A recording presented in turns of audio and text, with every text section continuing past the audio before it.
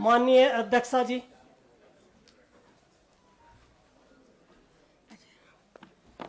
माननीय अध्यक्ष जी, हमने हमारे कार्य स्थगन के नियम 310 की सूचना और 58 की सूचनाएं थी।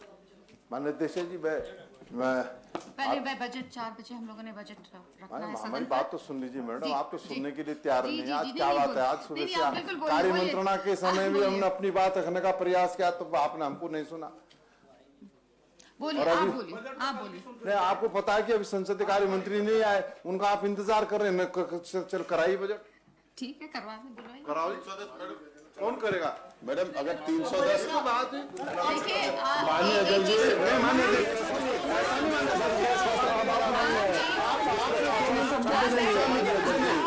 सदन की यह स्वस्थ परंपरा नहीं है।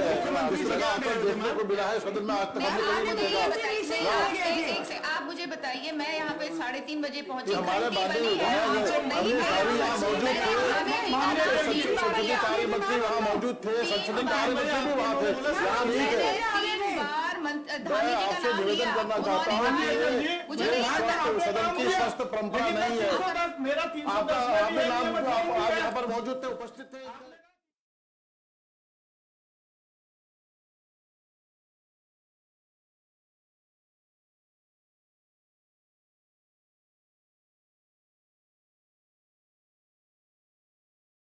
देखिए, ये परंपरा सही है। स्वस्थ परंपरा नहीं है, स्वस्थ परंपरा नहीं है। ये पहली बार देखिए, ये गलत चीज पे बहस कर रहे हैं। नहीं है। ये गलत चीज पे बहस कर रहे हैं। बार मैं एमएलए रहा हूँ, आप यहाँ भी 5 बार एमएलए रहे, आप 6 बार के एमएलए हैं। पहली बार हमने देखा पहली बार देखने को मिला। ये स्वस्थ परंपरा नहीं है, ये नजीर आप अच्छी कुछ नहीं आ रही बोलना है। चाहेंगे प्रीतम सिंह जी? प्रीतम सिंह जी, आपने कुछ बोलना है? अन्य सदस्य, आप कुछ बोलना चाह रहे हैं? जी, मैं बोलना चाहता जी, हूँ। बोलिए। फिर मैं रखती हूँ नहीं, बजट। मैं अध्यक्ष जी ये कहना चाह रहा था, जी। क्योंकि हमारे 58 का कार्य स्थगन भी था, जिसमें माननीय सम्मानित साथी धामी जी के हस्ताक्षर थे।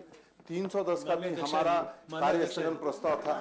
इसमें 4 बजे रखने की परंपरा है, मैं लेकर दूं उसके बाद फिर आप आश्वस्त कर दीजिए। नहीं 4 बजे आप जानते हैं जो माननीय आपका बजट 4 बजे प्रस्तुत होना है, लेकिन हमारा आपसे माननीय अध्यक्ष जी, आपकी तरफ से ऐसा है, आपकी तरफ से आ जाए। बिल्कुल सही है। आप लोग यहाँ 3:30 में, मैंने तो 58 में आपके ले लिए थे नियम। यहाँ पर माननीय धामी जी थे, 3 बार मैंने धामी जी को कहा, आपने बोला, उन्होंने कहा नहीं, आपने बोला। तो I think कुछ confusion हुआ है। देखिए, 3:30 बजे आप मेरा लोग 2 यहाँ जगह पर हस्ताक्षर है। नहीं, मेरा 310 में भी नियम 58 में भी है। 310 का इसीलिए मैंने नहीं बोला, इसलिए उसको मैं 58 में सुनूंगी बजट के बाद। बैठिए। नहीं, आपने ये तो कहा ही नहीं मान्य, और आपने तो सबको एक सीरियल में वो कर दिया। आप अपनी रिकॉर्डिंग चेक कर लीजिए, अगर आपने नियम 58 में कहा हो, हम बोलेंगे ही नहीं। नहीं, बोलिए, बिल्कुल बोलिए, लेकिन अभी आप माननीय बजट अध्यक्ष जी, अगर विधायकों को अपना बोलने का अधिकार नहीं, तो फिर तो बेकार आप क्यों बुलाते हैं? आप हम लोग 700 किलोमीटर क्यों चलाते हैं? बैठिए। अभी मैंने आपको नाम कितनी बार लिया? आप भी थे, मैं भी थी यहाँ। आपका नाम लिया कि नहीं लिया? आपने सीरियल वाइज सारे विधायकों का नाम लिया, जिसमें 310 में मेरे भी साइन है। सीरियल मैंने वाइज कल ही लिया, ये तय सीरियल किया वाइज कि लिया। 310 में आप लोग बोलेंगे, आपका नाम मैं सीरियल वाइज लिया, बोलूंगा। सीरियल वाइज 58 में लिया, आपने नहीं बोला। तो उसमें देखिए, अब आप बैठ जाइए। माननीय अध्यक्ष जी, बजट मैं वित्तीय वर्ष 2022-23 की प्रथम अनुदान मांगे प्रस्तुत करता हूँ।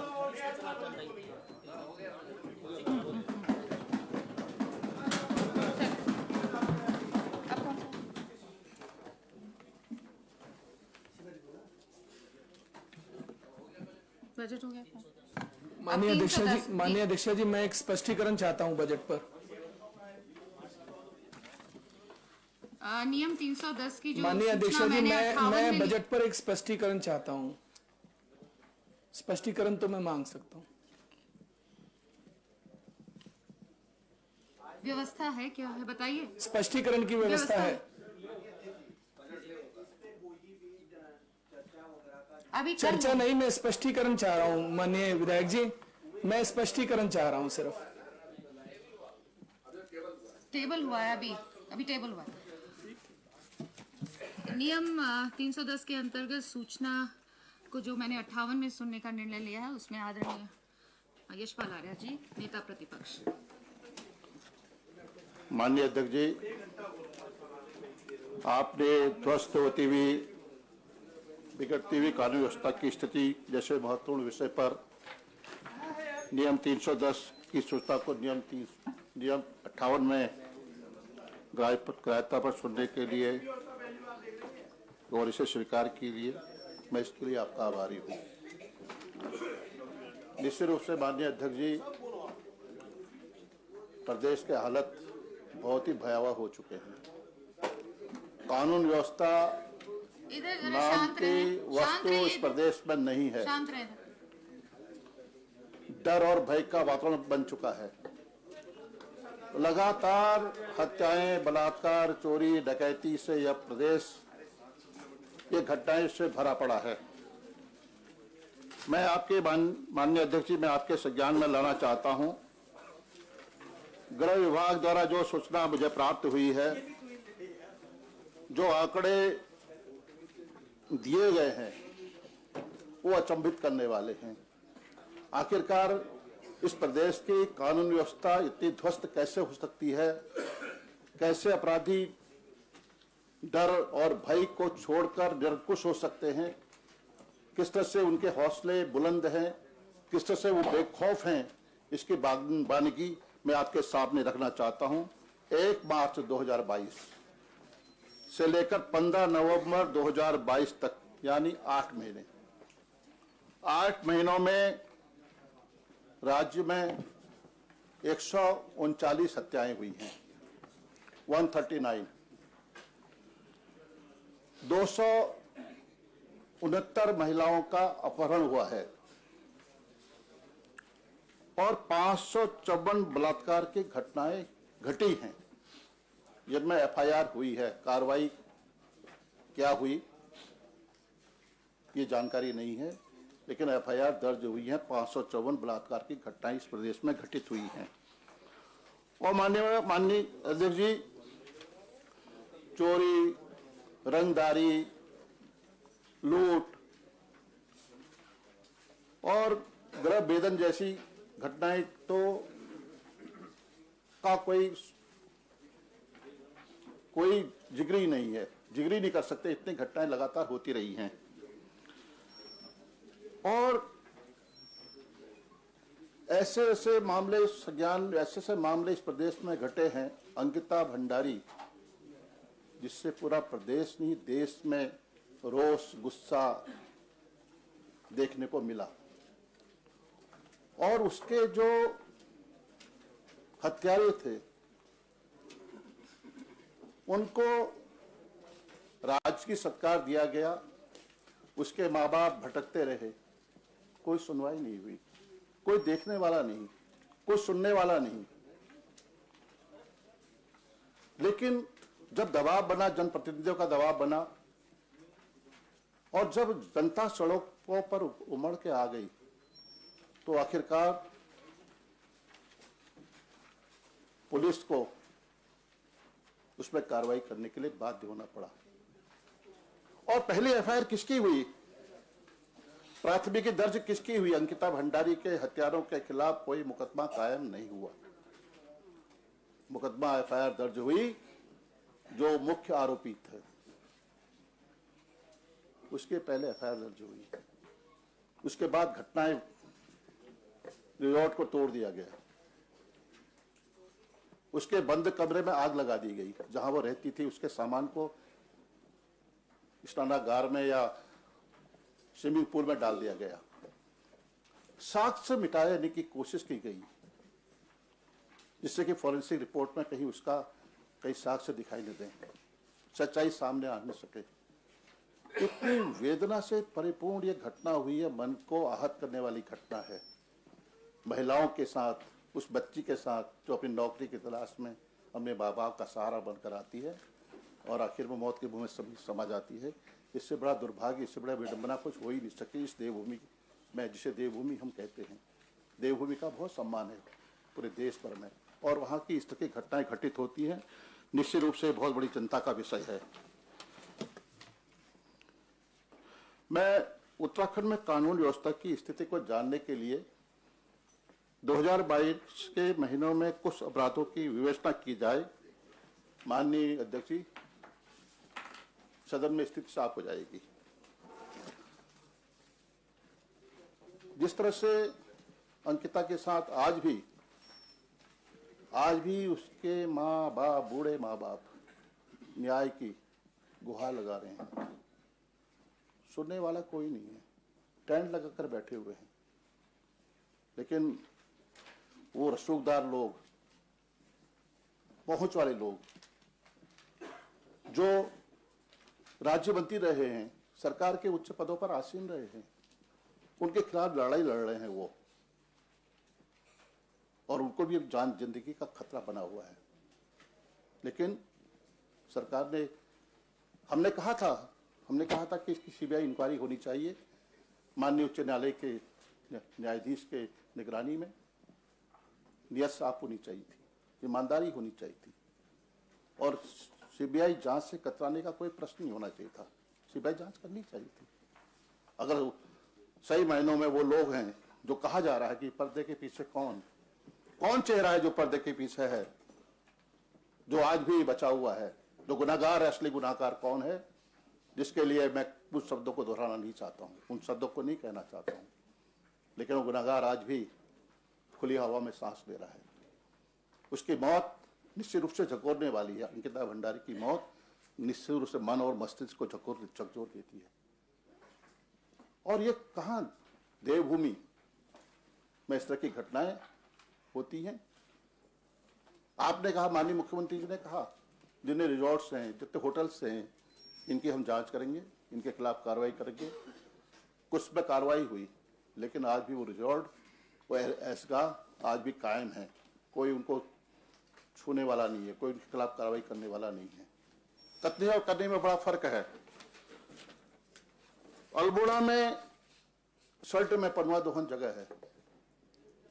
एक दलित युवक की महज हत्या इसलिए हो जाती है कि वह एक अंतरजातीय विवाह कर लेता है। लड़की के माँ सौतेली, बाप सौतेला। बड़े अजीब विडंबना है, माँ सौतेली और बाप सौतेला। अजीब विडंबना है, और समझ में भी बहुत आएगा कि आखिर माँ सौतेली कैसे होती है, बाप सौतेला कैसे हो सकता है।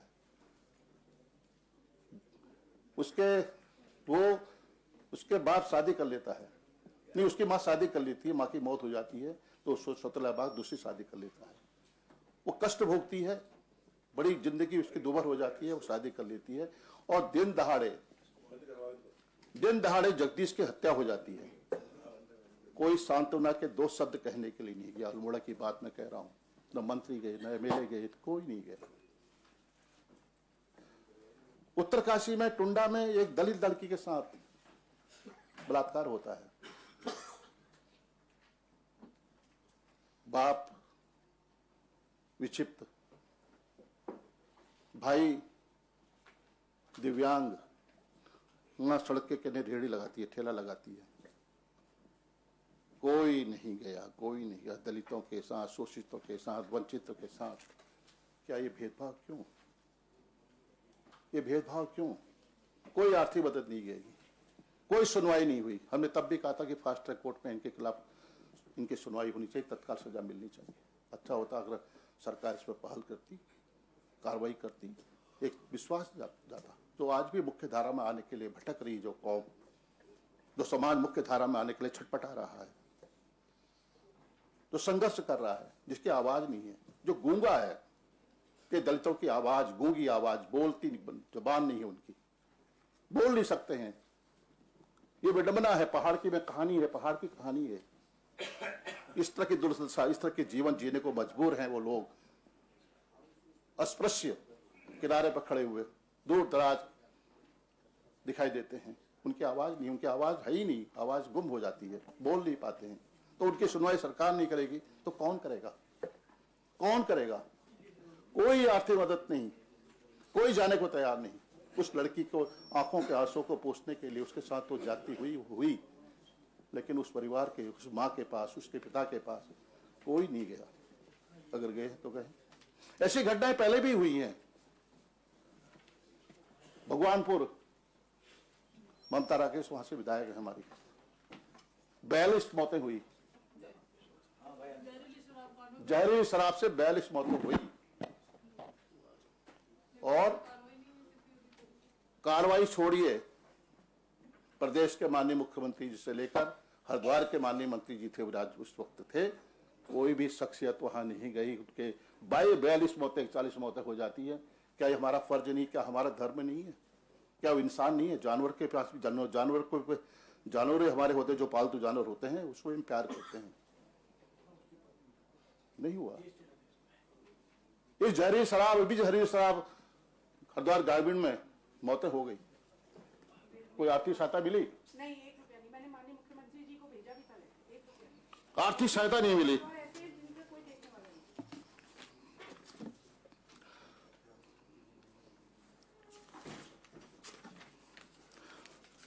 माननीय अध्यक्ष जी, जसपुर भारतीय जनता पार्टी के कार्यकर्ता जो ज्येष्ठ प्रमुख रहा है, उनकी धर्म पत्नी की दिन दहाड़े शादी वर्दी में कुछ लोग आते हैं, बिना नंबर प्लेट की गाड़ी में होते हैं, उनके पास गन होती है और वहां पर गोली से उनकी मौत हो जाती है, उनकी पत्नी की। बाद में मालूम होता है कि वो उत्तर प्रदेश की पुलिस है। हमारे उच्च अधिकारियों ने इस बात को स्वीकार किया कि उत्तर प्रदेश की पुलिस थी, उन्होंने जघन्य अपराध किया है। हमारे उच्च अधिकारी, पुलिस प्रशासन के गृह विभाग के अधिकारियों ने इस बात को स्वीकार किया कि यह गलत है, इन्होंने जुर्म किया है, इनके खिलाफ कार्रवाई होगी, इनके खिलाफ प्राथमिकी दर्ज हो जाएगी, इनके खिलाफ मुकदमा कायम होगा। कुछ नहीं हुआ। काशीपुर के बगल में बाजपुर क्षेत्र के अंतर्गत कबडेसरी में एक दिन सुबह के वक्त में हत्या हो जाती है। फार्मर भी, स्टोन क्रैशर भी मालिक, उनकी हत्या हो जाती है। पंजाब से के लोग होते हैं। काशीपुर में जो हमारे सर्राफ हैं, उनको बाहर से लगातार धमकियां मिलती हैं, इंटरनेशनल कॉल, उनसे वसूली के लिए कहा जाता है, उनको धमकाया जाता है, वो बाजार बंद होता है, लेकिन आज तक कोई भी मामले का खुलासा नहीं हुआ है। तो एक झड़ी सी हमारे कैबिनेट मंत्री, देहरादून के कैबिनेट मंत्री जी, वर्तमान में मंत्री, हमारे माननीय मंत्री जी के घर के भाई के वहां चोरी हो जाती है। कितना दुस्साहस है, दुस्साहस, सारी सीमाएं लाग गए। डर नहीं है, खौफ नहीं है, भय नहीं है, अपराधी बेलगाम हो चुका है। इसके मायने क्या है? वो सोचते हैं कि अपराधी सोचते हैं हम जंगल राज बना दिया उन्होंने इस प्रदेश को, शांति अमन का है प्रदेश, अगर जंगल राज, इसमें साए में हम लोग जी रहे हैं। आम आदमी असुरक्षित हो चुका है, शोषित वंचित अकलितों के लोग डरे हुए हैं, भयभीत हैं। तो तमाम घटनाएं हैं जिससे निश्चित रूप से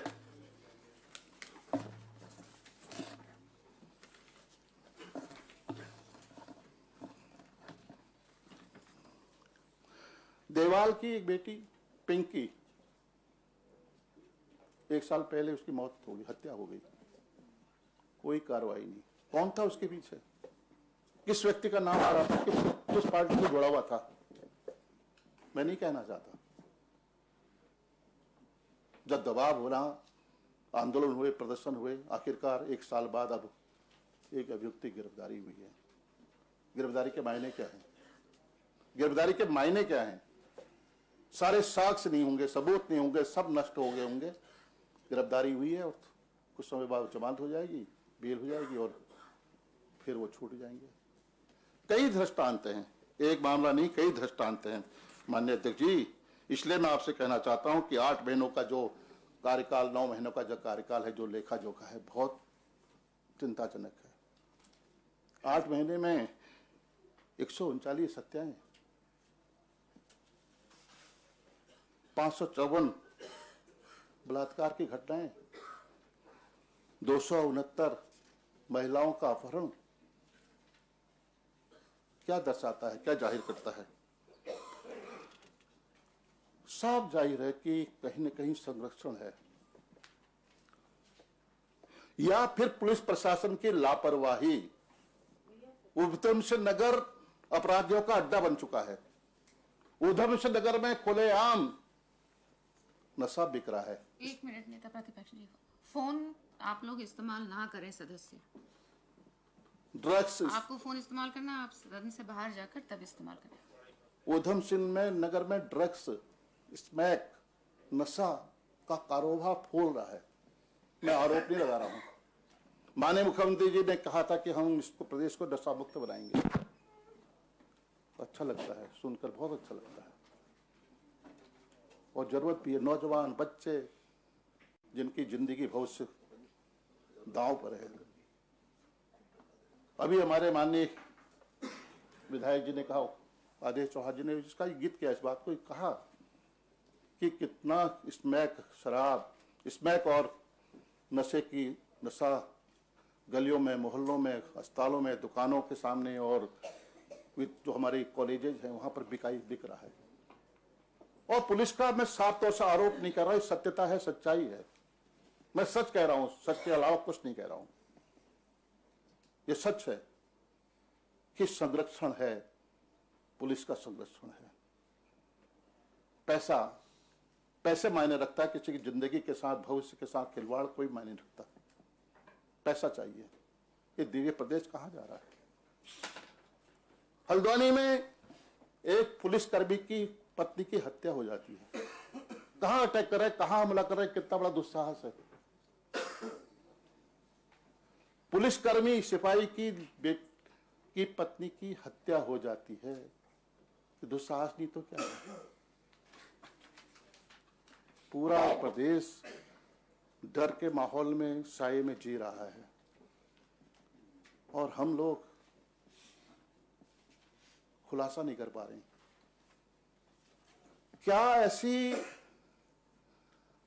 क्या ऐसा मोह हो चुका है? आखिरकार ऐसा क्या मोह है जो पुलिस के आला अफसर, दरोगा, इंस्पेक्टर जो वर्षों से जमे हुए हैं, जाना नहीं चाहते, इर्द ऐसे घूम रहे हैं। आप देख लीजिए, मैं सच कह रहा हूं या झूठ कह रहा हूं, उसी दायरे में घूम रहे हैं। माफियाओं के साथ, खनन माफियाओं के साथ, शराब माफियाओं के साथ, ड्रग माफियाओं के साथ, अपराधियों के साथ उनके रिश्ते हैं, ताल्लुकात हैं, संबंध हैं, पैसा का खेल है। मैं माननीय मुख्यमंत्री यहाँ पर मौजूद हैं, हम उनका सम्मान करते हैं, लेकिन जो वस्तु स्थिति है, जो सच्चाई है, उसको नकारा भी नहीं जा सकता है। तो मैं यही आपसे निवेदन करना चाहता हूँ माननीय अध्यक्ष जी, जो अपराधियों की भूमि को बन गई है, इसको बचाने की जरूरत है। ये सबका दायित्व है, हम भी इसमें साथ हैं, लेकिन सरकार की जिम्मेदारी है। पुलिस प्रशासन मूक दर्शक बना हुआ है, अधिकारी बेलगाम है तो अफसर भी बेलगाम है,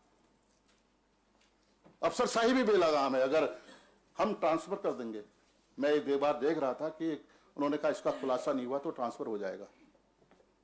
कहां से ट्रांसफर हो जाएगा? उधम सिंह नगर से ट्रांसफर हो जाएगा। उधम सिंह नगर खान है, और खान से अगर इधर उधर दाएं बाएं चले जाएंगे, कहीं मरुस्थल में चले जाएंगे, रेगिस्तान में चले जाएंगे, तो क्या होगा?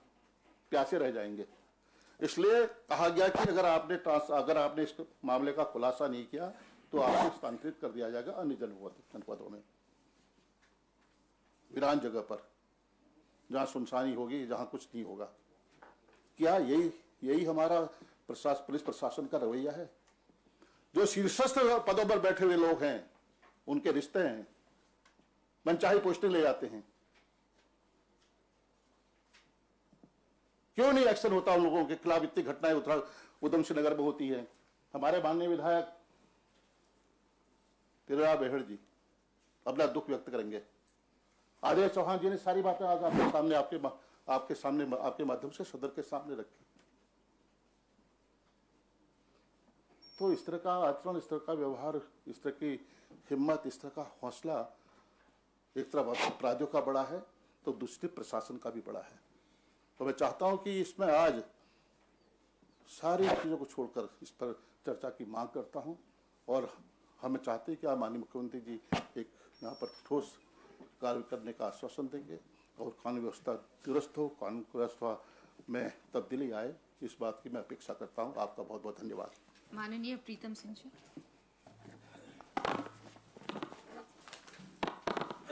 माननीय अध्यक्ष जी, मैं आपका आभारी हूँ कि आपने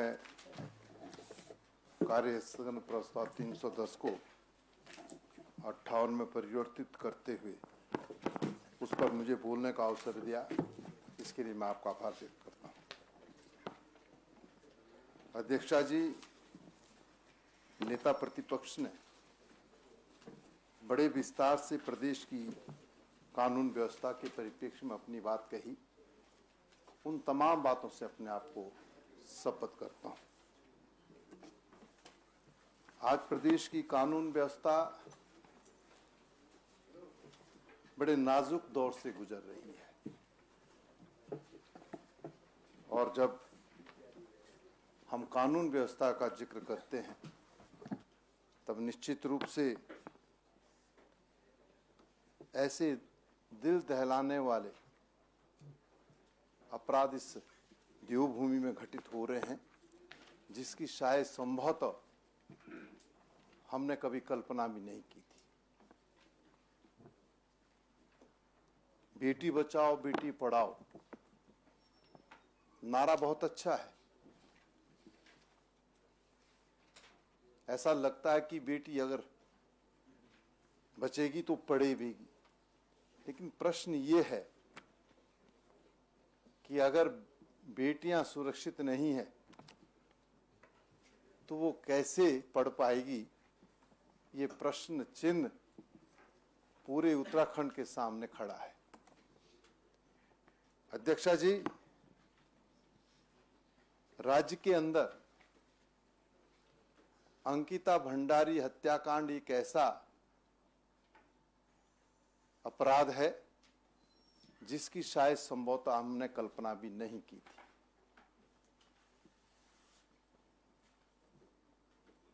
यमकेश्वर विधानसभा में बंतारा रिसोर्ट स्थापित है जिसमें 19 वर्षीय अंकिता भंडारी रिसेप्शनिस्ट के तौर पर कार्यरत थी और एकाएक 18 और 19 सितंबर को वो गायब हो जाती है और गायब होने के बाद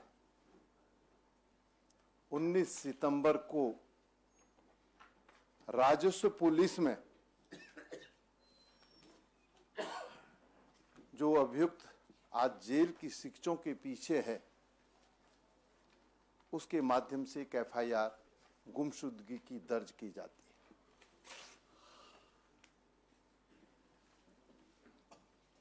और ऐसा लगता है कि जिन लोगों ने अंकिता भंडारी की हत्या करने का षड्यंत्र रचा और राजस्व पुलिस में मिली भगत थी। अंकिता भंडारी का जब पता नहीं चला, सुराग नहीं लगा, तब 23 सितंबर को लक्ष्मण झूला थाना पुलिस में अंकिता भंडारी की गुमशुदगी की एफआईआर दर्ज की गई।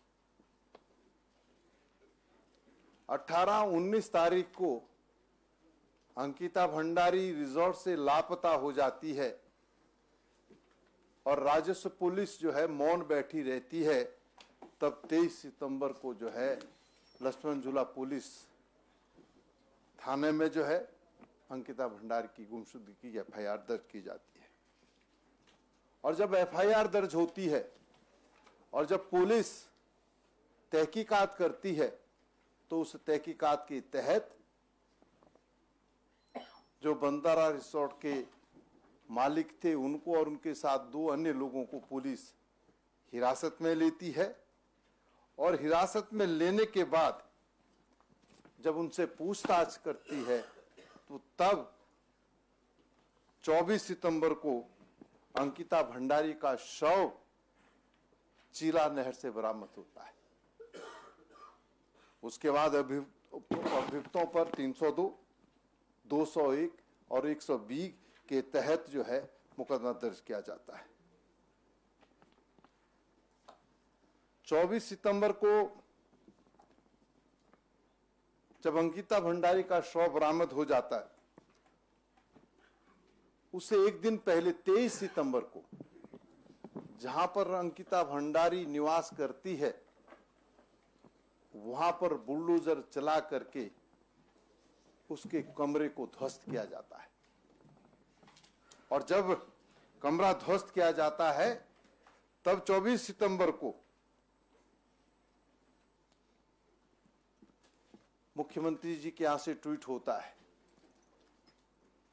जिसमें कहा जाता है कि आरोपी के अवैध रूप से बनाए गए रिसोर्ट्स के खिलाफ बुलडोजर चलाने की कार्रवाई की गई है।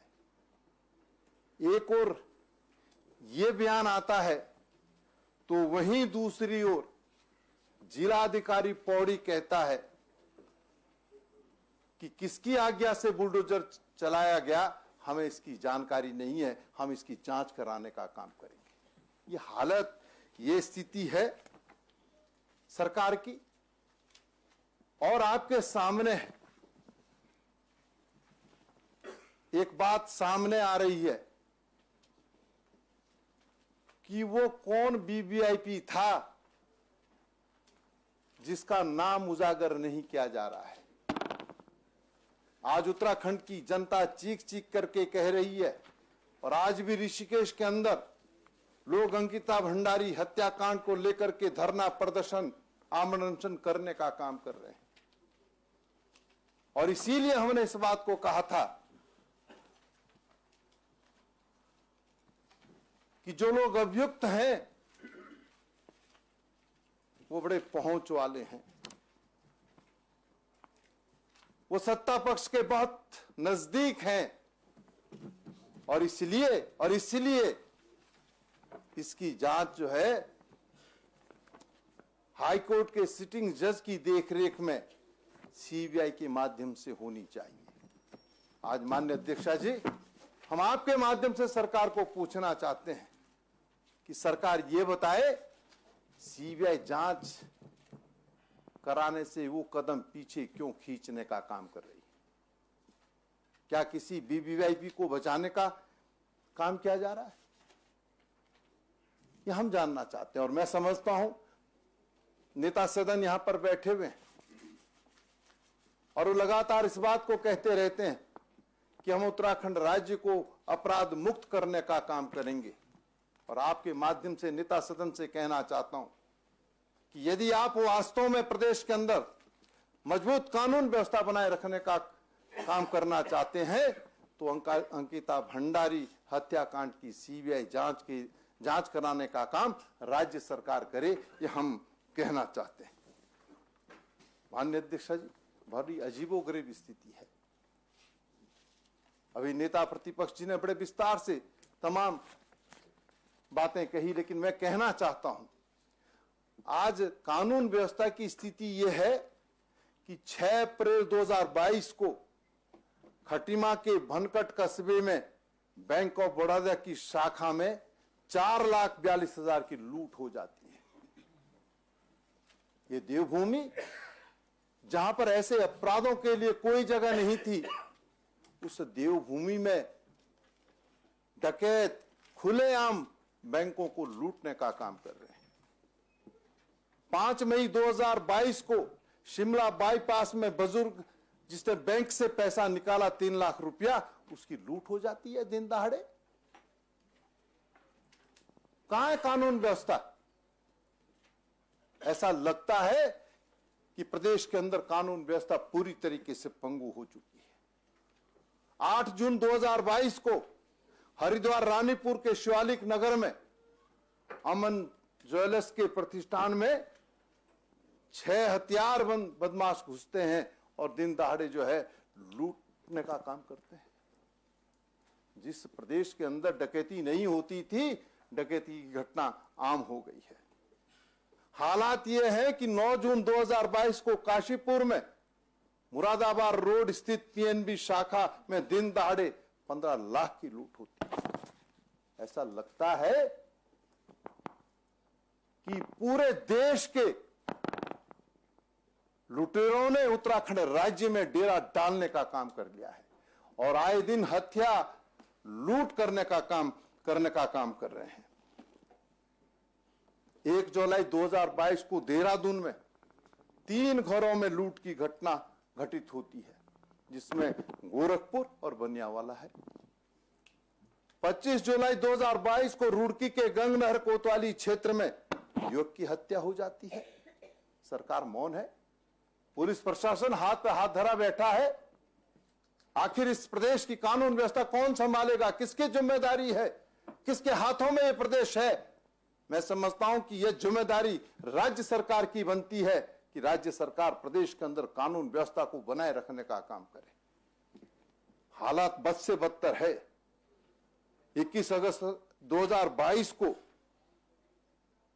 चौड़ियाट गांव उत्तरकाशी के एक 19 वर्षीय केदार जो अग्निवीर भर्ती के लिए गया था कोटद्वार और ऋषिकेश से लापता हो गया है।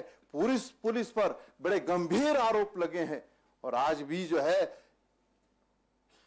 जो थाना अध्यक्ष था शायद संभवतः उसको निलंबित करके इतिश्री करने का काम किया है। आज भी जो है केदार के माता पिता अपने 19 वर्षीय लड़के को जो है ढूंढने का काम कर रही है, लेकिन सरकार को इससे कोई सरोकार नहीं।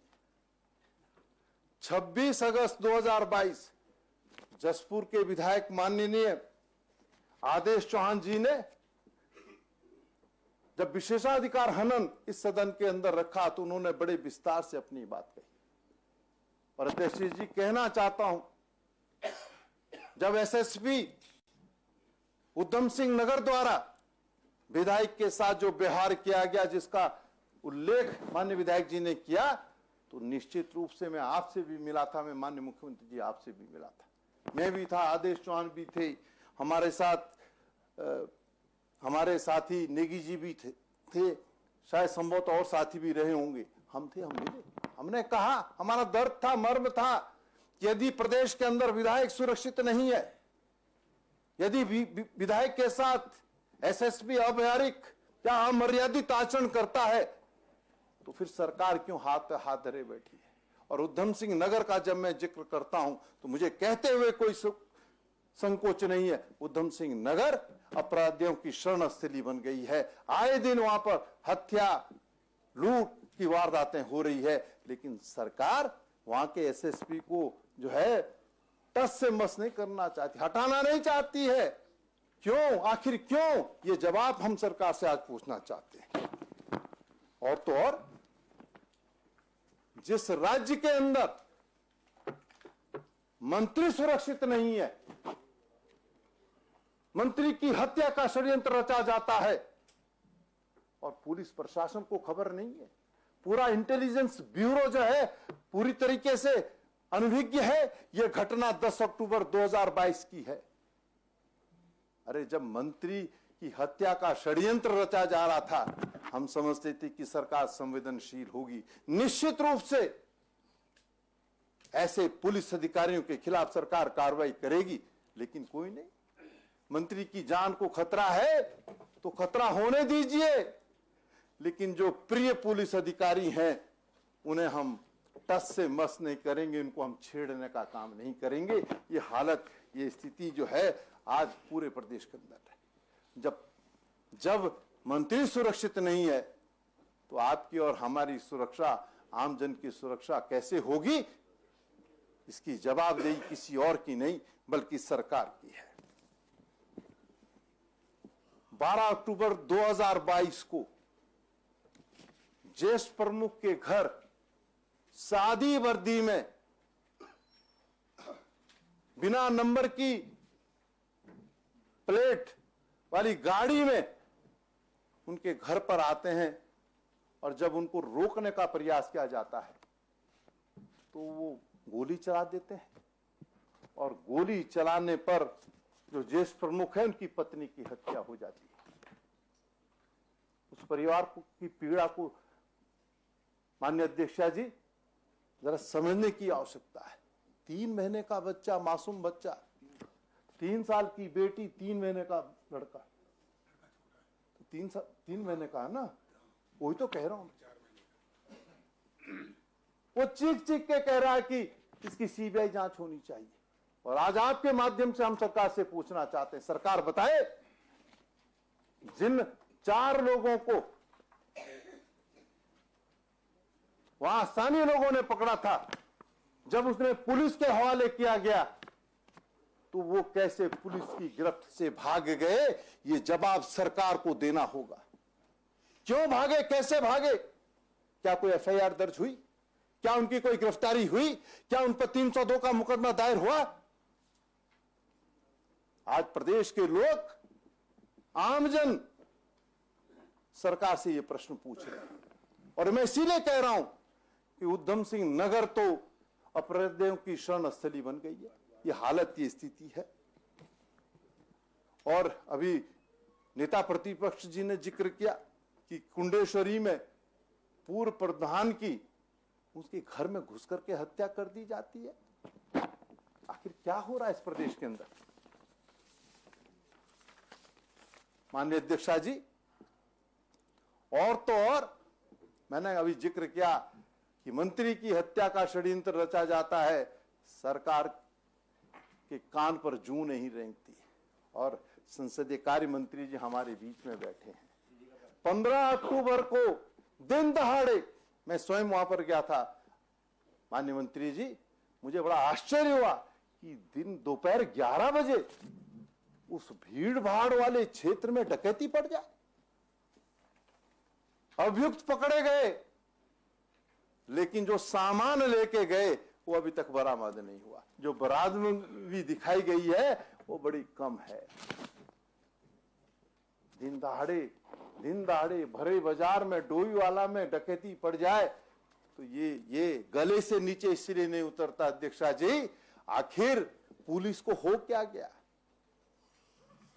पुलिस क्यों अपराधियों के खिलाफ कड़ी कार्रवाई नहीं कर रही है? कहीं ना कहीं किसी ना किसी का संरक्षण तो है। 27 नवंबर 2022 को काशीपुर में एक युवक की गोली मार करके हत्या कर दी जाती है। और तो और 28 नवंबर यानी कि कल नहीं, 27 नवंबर की रात, सुबह 28 नवंबर की बात, देहरादून रेस कोर्स में अधिवक्ता जब सुबह प्रातः घर से बाहर निकल करके जो है मॉर्निंग वॉक के लिए जाते हैं तो उनके घर के अंदर जो है सीधी सीधी डकैती पड़ जाती है। कहां है कानून व्यवस्था? कौन इस कानून व्यवस्था को मजबूत करने का काम करेगी? और मैं कहना चाहता हूं माननीय अध्यक्षा जी, आपके माध्यम से, नेता सदन यहां पर मौजूद है, जो पुलिस अधिकारी कानून व्यवस्था को बनाए रखने में पूरी तरीके से अक्षम साबित हो रहे हैं, ऐसे पुलिस अधिकारियों के खिलाफ आप कार्रवाई करने का काम करें। और अगर कार्रवाई नहीं होगी, सिर्फ इसलिए नहीं होगी कि वो प्रिय है सरकार को, तो फिर इस प्रदेश की कानून व्यवस्था भगवान के भरोसे है। अभी तिलकराज बेहड़, अब अजीबोगरीब स्थिति है। तिलकराज बेहड़ जी जो है मुख्यमंत्री जी से मिलने उनके आवास जा रहे थे, ऐसे रोक दिया जैसे कोई अपराधी जो है मुख्यमंत्री आवास पर जा रहे, अकेले जा रहे थे। जब रोका तब मुश्किल से हमारे प्रदेश अध्यक्ष जी और मुश्किल 4-5 लोग और गए। मैंने तो बेहड़ साहब को कहा, मैंने बेहड़ साहब आप जा रहे हैं, हमें सूचना तो देते, हम भी आते, हम भी आपके साथ धरने पर बैठ। आखिर क्यों सरकार विपक्ष के विधायकों से मिलने से डर रही है? हम जो भी बात कहेंगे, जो भी बात उठाएंगे, इस प्रदेश के हित की बात उठाएंगे, सरकार को आईना दिखाने का काम करेंगे। और आपके माध्यम से कहना चाहता हूं माननीय अध्यक्षा जी, जो प्रदेश की कानून व्यवस्था है, जो प्रदेश की, माननीय संसदीय कार्य मंत्री जी हंस रहे हैं, मैं समझता हूं इससे गंभीर विषय दूसरा हो नहीं सकता, इसे दूसरा विषय हो नहीं सकता। इसलिए नहीं हो सकता। मैं माननीय मुख्यमंत्री से पूछ रहा हूँ, अभी शायद आप लोग मिल के आए, इतना ही पूछ रहा था मैं। नहीं नहीं, आप हंस रहे थे। नहीं, आपने कहा विधायक से विपक्षी विधायक से मिलते। मैं सिर्फ ये पूछ रहा, शायद अभी लोग मिलके आए हैं। अगर आप सिर्फ इतना जानकारी चाह रहे, मैं हो सकता है मैं गलती करूं। हम मिलके आए। नहीं एक उस बात की पुष्टि करा, इन्होंने कहा विपक्षी विधायकों से मिलने से डरती है सरकार, तो मैं सोच रहा था कि शायद ऐसा भी है। मैंने कहा हम मिलके आए, क्या बात उसमें, लेकिन ये हंसने वाली बात नहीं है। इसमें हंसने की बात नहीं है, गंभीर विषय है, बहुत ज्यादा गंभीर है, लेकिन सच्चाई भी सामने आनी चाहिए ना। और कानून व्यवस्था पर अगर चर्चा हो और सदन में संसदीय कार्य मंत्री जो है हंसने लग जाए, तो ये अंदाजा लगता है कि कानून व्यवस्था के प्रति सरकार कितनी गंभीर है। आपको तो कहना चाहिए था, आपको तो उस दिन जो है अपने तेवर दिखाने चाहिए थे, जिस दिन आपके घर के सदस्य के घर डकैती पड़ी थी। आपको अल्टीमेटम देना चाहता पुलिस को कि अगर पुलिस जो है इसमें त्वरित गति से कार्रवाई नहीं करेगी, तमाम सामान की बरामदगी नहीं करेगी, तो सरकार जो है कड़े से कदम उठाने का। मैं आपका आभार व्यक्त करना चाहता हूं, आपको धन्यवाद देना चाहता हूं कि प्रदेश की बिगड़ती हुई कानून व्यवस्था पर आपने मुझे बोलने का अवसर दिया। लेकिन अध्यक्षा जी, आपसे आग्रह करना चाहता हूं, निवेदन करना चाहता हूं, यह विषय बहुत गंभीर है, संवेदनशील है। आज कानून व्यवस्था को लेकर के लोगों के मन में एक भय है, लोग डरे हुए, सहमे हुए हैं। और मैं समझता हूं कानून व्यवस्था का जब हम जिक्र करते हैं तो सत्ता पक्ष के भी बहुत सारे साथी कानून व्यवस्था के परिप्रेक्ष्य में अपनी बात सदन के अंदर रखना चाहते हैं। इसलिए आपसे आग्रह कर रहा हूं कि सदन की कार्रवाई को रोक करके इस पर चर्चा कराई जाए। आपने मुझे बोलने का अवसर दिया, उसके लिए बहुत बहुत आभार, धन्यवाद। माननीय भुवन कापड़ी जी। धन्यवाद अध्यक्ष जी, आपने नियम 310 की सूचना को 58 में परिवर्तित कर मुझे बोलने का मौका दिया, इसके लिए बहुत बहुत आभारी हूं। अध्यक्ष जी, जैसे आदरणीय नेता प्रतिपक्ष जी ने और आदरणीय प्रीतम सिंह जी ने जो कानून व्यवस्था के बारे में विस्तार से बताया, मैं उससे अपने आप को संबद्ध करता हूं। साथ ही कुछ वाकये आपको बताना चाहता हूं। पहले तो अंकिता भंडारी जो मामला है, वो सिर्फ एक जघन्य अपराध नहीं है। हमारे इस समाज में महिलाओं को बराबरी में लाने के लिए हमारे पुराने लोगों ने लंबा संघर्ष किया है। आप तो खुद महिला हैं, और वो भी पहाड़ की महिला, जहां संसाधन बहुत कम है। अंकिता भंडारी के घर जब हम गए तो एक कमरे का उसका घर है, उसमें वो लोग रहते हैं। बड़े संघर्षों के बाद महिलाओं के अंदर वो हिम्मत पैदा हो पाई कि वो पुरुष के बराबर घर से निकलकर बाहर नौकरी के बारे में सोचने लगी, बाहर पढ़ने के बारे में सोचने लगी। इस अंकिता भंडारी हत्याकांड, इस जघन्य अपराध से हमारी पहाड़ की महिलाओं को झकझोर कर रख दिया है। आज यहां पर सदन में हम जो भी बैठे हैं, हर व्यक्ति और हर आदमी उत्तराखंड का ये सोचने के लिए मजबूर है, डरा हुआ है, सहमा हुआ है, क्या हम अपनी बेटी को नौकरी के लिए बाहर भेज सकते हैं? क्या हम अपनी बेटी को पढ़ने के लिए बाहर भेज सकते हैं? ये एक ऐसी घटना है जिसने महिलाओं के उस आत्मसम्मान को, उस विश्वास को 20 साल पीछे ले जाने का काम किया है। इस पर कठोर निर्णय होने चाहिए। मैं बात करता हूं उधम सिंह नगर की। माननीय मंत्री जी बैठे हुए हमारे सामने, विधायक जी बैठे हुए हैं, तिलक राज बेहड़ जी बैठे हुए हैं। जिस जिले में मंत्री सुरक्षित नहीं है, मंत्री को मारने की साजिश हो जाती है और पुलिस से पहले मंत्री को पता चल जाता है, उस जिले की आप व्यवस्था को समझ सकते हैं। एक विधायक के पास जो उनका गनर सिक्योरिटी के लिए दिया गया है, एक घटना हो जाती है, सूदखोरों के खिलाफ विधायक एसडीएम के पास चले जाते हैं, सूदखोर घर में आ जाते हैं, विधायक के साथ बदतमीजी करने लगते हैं। वो गनर अगर बीच बचाव करता है, उन्हें धकेलता है, तो कप्तान कहता है कि भाई गनर की गलती, वो बीच में पड़ा। मैं आपसे पूछना चाहता हूं, आपके माध्यम से पूछना चाहता हूं कि वो गनर विधायक को दिया किस लिए गया है? कि अगर कोई अभद्रता करे, कोई झगड़ा करे, तो वो किस लिए सुरक्षा के लिए खड़ा नहीं होगा? तो उसका काम क्या है? विधायक जो अपराधी हैं, उनकी शिकायत देते हैं, वहां से अपराधियों को छोड़ देते हैं, विधायक के गनर को हटा देते हैं, गाड़ी से उतार देते हैं। अरे आपने विधायक को गनर को हटाना था तो पहले विधायक को दूसरी सुरक्षा कर्मी देना चाहिए था, उसके बाद उसे हटाया जाना चाहिए था। तिलकराज बेहड़ जी बार बार धरने में बैठते हैं, बताते हैं कि इच्छा में 8 से ज्यादा लोगों के हाथ पैर तोड़ दिए हैं, लेकिन पुलिस कुछ नहीं करती। मैं आपसे कहना चाहता हूं, गुच्चू पानी यहां एक हत्या हो जाती है, पर्यटक स्थल है, आप सोचिए अगर पर्यटक स्थलों पर हत्या होने लगी तो हमारे इस उत्तराखंड को जो पर्यटन के रूप में माना जाता है वहां पर लोग कैसे आएंगे। मैं पुलिस का काम आपको बताना चाहता हूं अध्यक्ष जी। हमारे खटीमा की एक घटना है, 17 फरवरी को कुछ लोग उत्तर प्रदेश के पंजाब के अपनी रिश्तेदारी में आते हैं। एक व्यक्ति मझौला गांव में उसके घर में जाकर मारपीट करते हैं, बुरी तरह से 20 लोग जाकर मारते हैं। गांव वाले एकत्रित होकर, किसान लोग एकत्रित होकर थाने जाते हैं। जब वो थाने जाते हैं तो चौकी जाते हैं तो अपराधी चौकी पहुंच जाता है और खुलेआम फायरिंग करता है। उस फायरिंग का वीडियो सोशल मीडिया में वायरल होता है।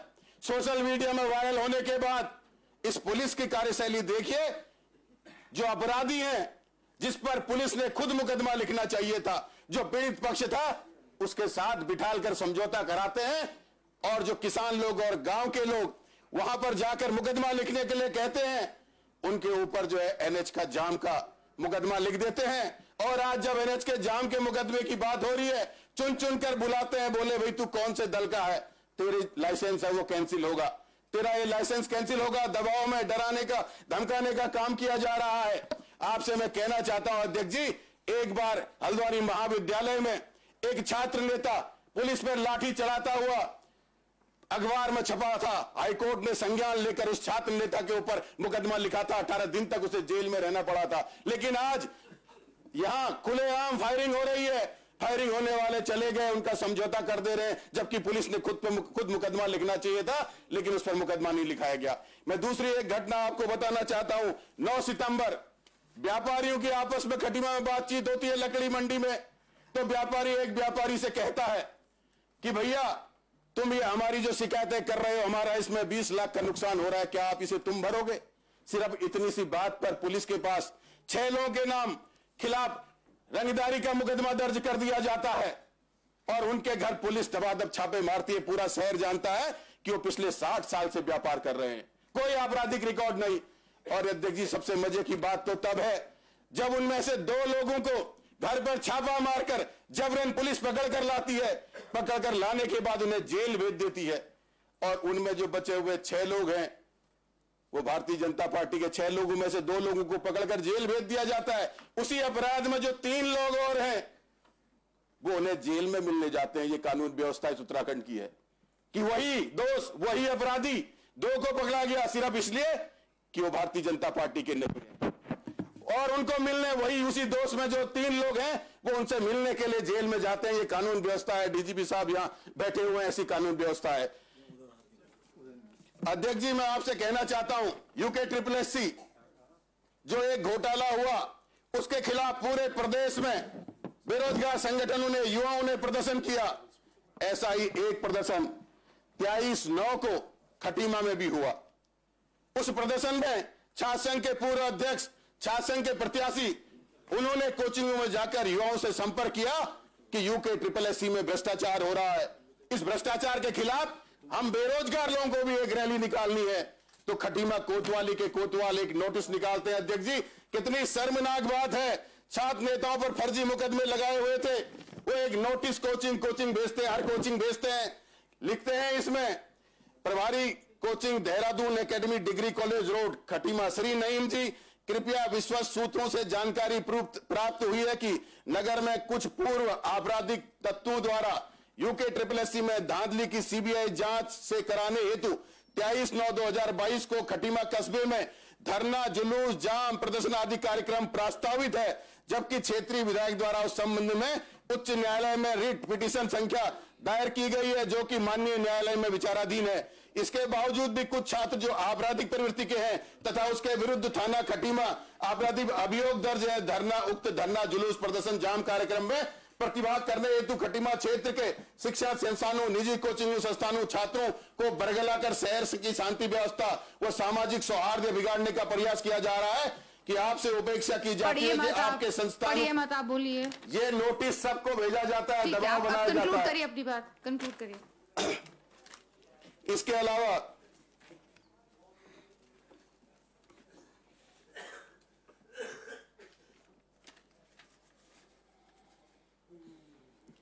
मैं आज नेता सदन नहीं है, पूरे आपसे एक बात कहना चाहता हूं। आज जो सबसे खतरनाक है वो है नशा। नशे में भी स्मैक का नशा।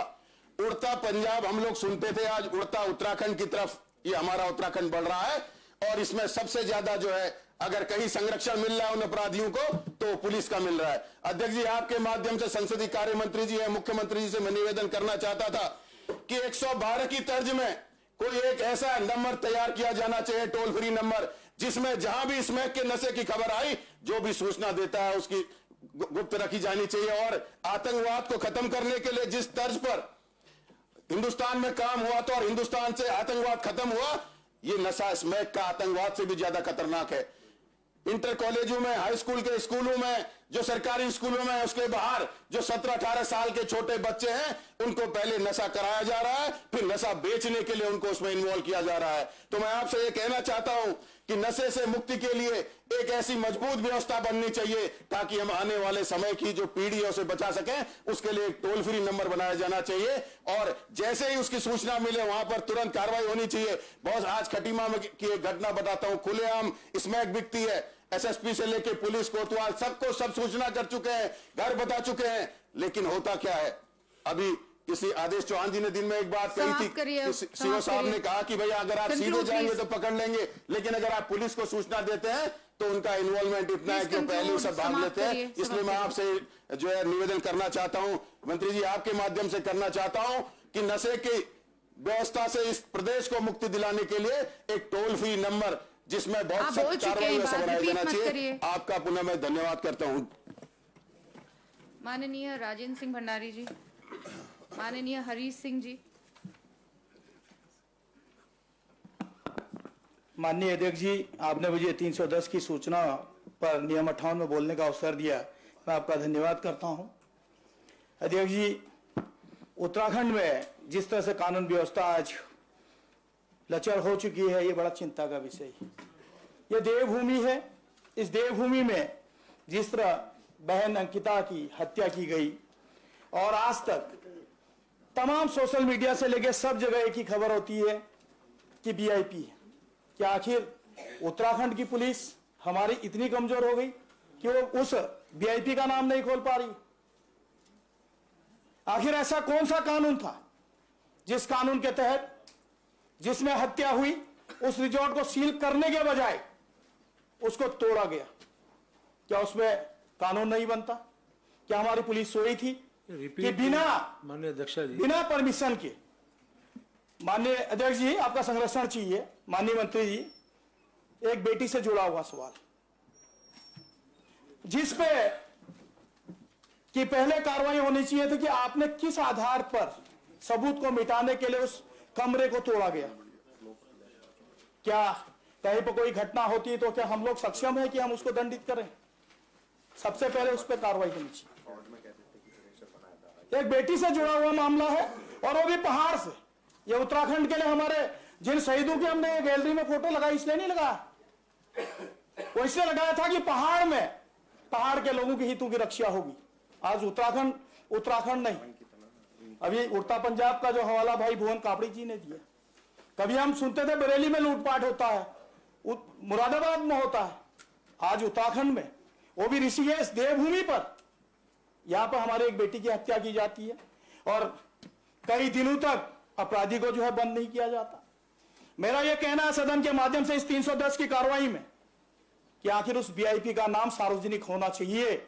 उत्तराखंड के हर माँ बाप और हर भाई का जो है, हर बहन की जो है नजराइन 70 विधायकों पे है कि आखिर अपनी जिम्मेदारी किस तरह निभा रहे हैं। उत्तराखंड का बेटा अगर सीमाओं में अपने देश की रक्षा के लिए अपने प्राण दे सकता है और हमेशा उत्तराखंड का सैनिक स्वर्ण अक्षरों में अपना नाम लिखा था, तो क्या हम उत्तराखंड की पुलिस उस वीआईपी का नाम ओपन नहीं कर सकती? क्या है उत्तराखंड में इसीलिए राज्य अलग बना के हमारे बेटी बहू बेटी की आबरू लूटी जाएगी? दूसरा, माननीय अध्यक्ष जी, कानून व्यवस्था, जब एक विधायक सुरक्षित नहीं, विधायक यहां पर अपने विशेषाधिकार हनन में लाए थे, विधायक जी ने कहा कि उनके साथ एक घटना हुई, इसमें कहीं ना कहीं षड्यंत्र है। माननीय संसदीय मंत्री जी, मैं आपके माध्यम से कहना चाहता हूं, विधायक ने जब मुकदमा दर्ज किया तो उसके गनर को हटाने से पहले उस गनर को प्रोत्साहन मिलना चाहिए था कि भाई आखिर आपको उसको गनर को इसलिए नियुक्त किया है कि आप उसकी रक्षा करेंगे। अगर उसने रक्षा के तौर पे अगर हाथापाई भी की तो आखिर उसको क्यों बिना उसके जो है जांच के उसको जो है हटाया गया? अगर हटाया भी गया तो पहले उसको गनर उपलब्ध कराया जाता, तब हटाया जाता। जिस तरह उन्होंने बताया कि गनर हटा दिया जाता और उसी समय उसको छोड़ दिया जाता, तो कहीं ना कहीं एसएसपी की भूमिका इनके कत्ल की साजिश की थी। जब हमारा उत्तराखंड का युवा मंत्री जिसकी हत्या की साजिश की जाती है, अगर मंत्री सुरक्षित नहीं तो आम जनता कहां से सुरक्षित होंगे? मैं ये कहना चाहता हूं, इन बातों पर कार्रवाई हो। दूसरा, माननीय अध्यक्ष जी, सबसे बड़ा एक, माननीय मंत्री जी, ये एक सोचिए और विचार करने की बातें हैं।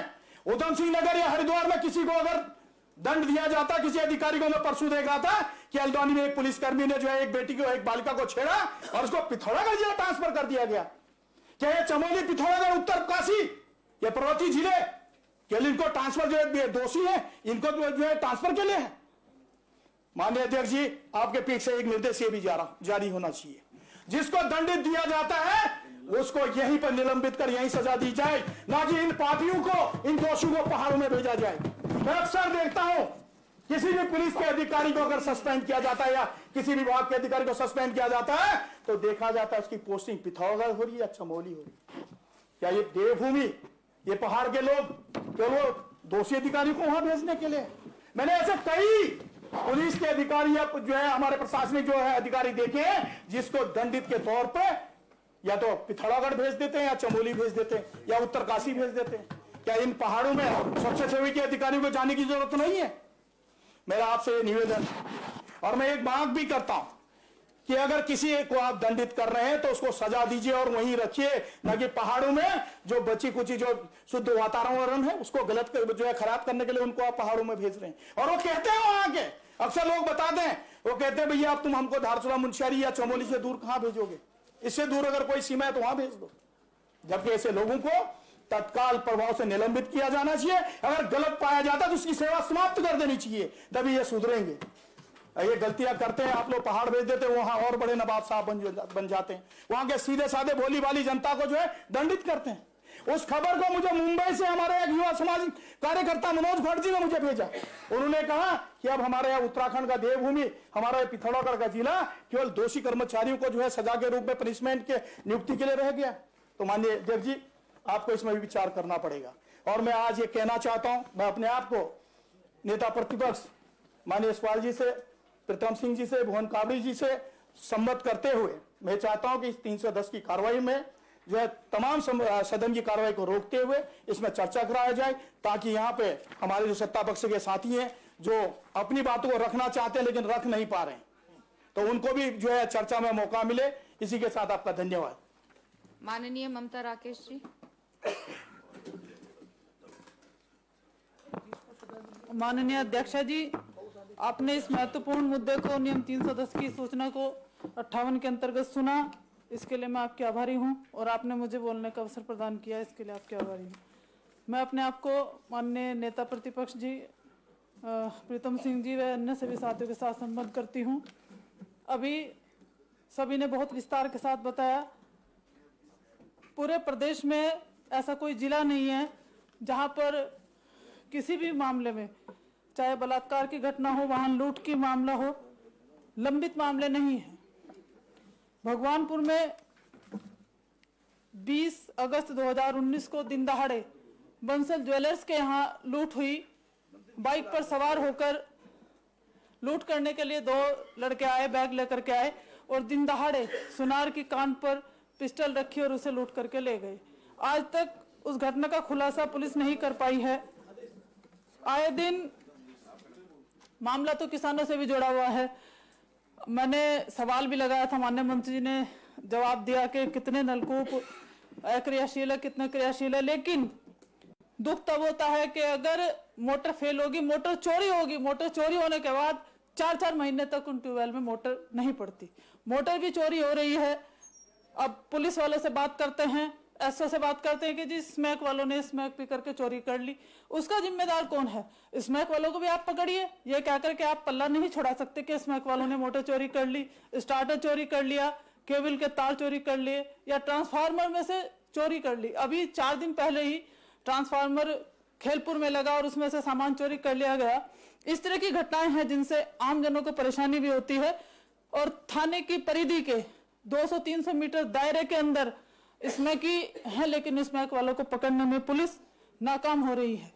तो मैं इस सदन के माध्यम से, आपके माध्यम से माननीय मंत्री जी से, सरकार से पूछना चाहती हूँ कि हरिद्वार में ही डकैती के मामले भी लंबित है, 7 पंजीकृत हैं, 1 लंबित है। लूट के 23 पंजीकृत है, 10 लंबित हैं। वाहन लूट के 9 पंजीकृत हैं और 4 लंबित हैं। चैन लूट, चैन स्नेचिंग के 6 में से 4 लंबित हैं। गृह वेदन के 99 में से 57 लंबित हैं। वाहन चोरी के 359 में से 249 लंबित है। स्थिति यह है कि वाहन चोरी जो हो रहे हैं दिन दहाड़े हो रहे हैं। अगर व्यक्ति अस्पताल में इलाज कराने के लिए जा रहा है तो व्यक्ति अंदर और उसके परिजनों की गाड़ियां बाहर से चोरी हो रही हैं। चोरी की घटना इसी तरह से 334 में से 156 लंबित हैं। हत्या के 28 में से 20 लंबित हैं। इसी तरह से फिरौती का 1 है लेकिन लंबित नहीं है। महिला अपहरण के 113 में से 53 लंबित हैं। दहेज की हत्याओं में 18 में से 6 लंबित हैं। तो इसी तरह से मेरे साथियों ने सभी बात कर दी, मैं रिपीट भी नहीं करना चाहती हूँ। आपका भी आदेश है कि रिपीट न किए जाएं। तो एक गंभीर मामला है। इन सब बातों से ये जाहिर होता है कि प्रदेश की कानून व्यवस्था बिल्कुल बिगड़ चुकी है। तो इस मामले में मैं चर्चा की मांग करती हूँ। धन्यवाद। माननीय तिलक राज बेहड़ जी। माननीय अध्यक्ष जी, आपने मुझे नियम 58 पर बोलने का अवसर दिया, इसके लिए मैं आपका बहुत आभारी हूँ। माननीय अध्यक्ष जी, कानून व्यवस्था की बात हो रही है। पूरे प्रदेश की कानून व्यवस्था कितनी खराब हो चुकी है कि आज कोई उसको देखने वाला नहीं है। जिक्र उधम सिंह नगर का बार बार आता है।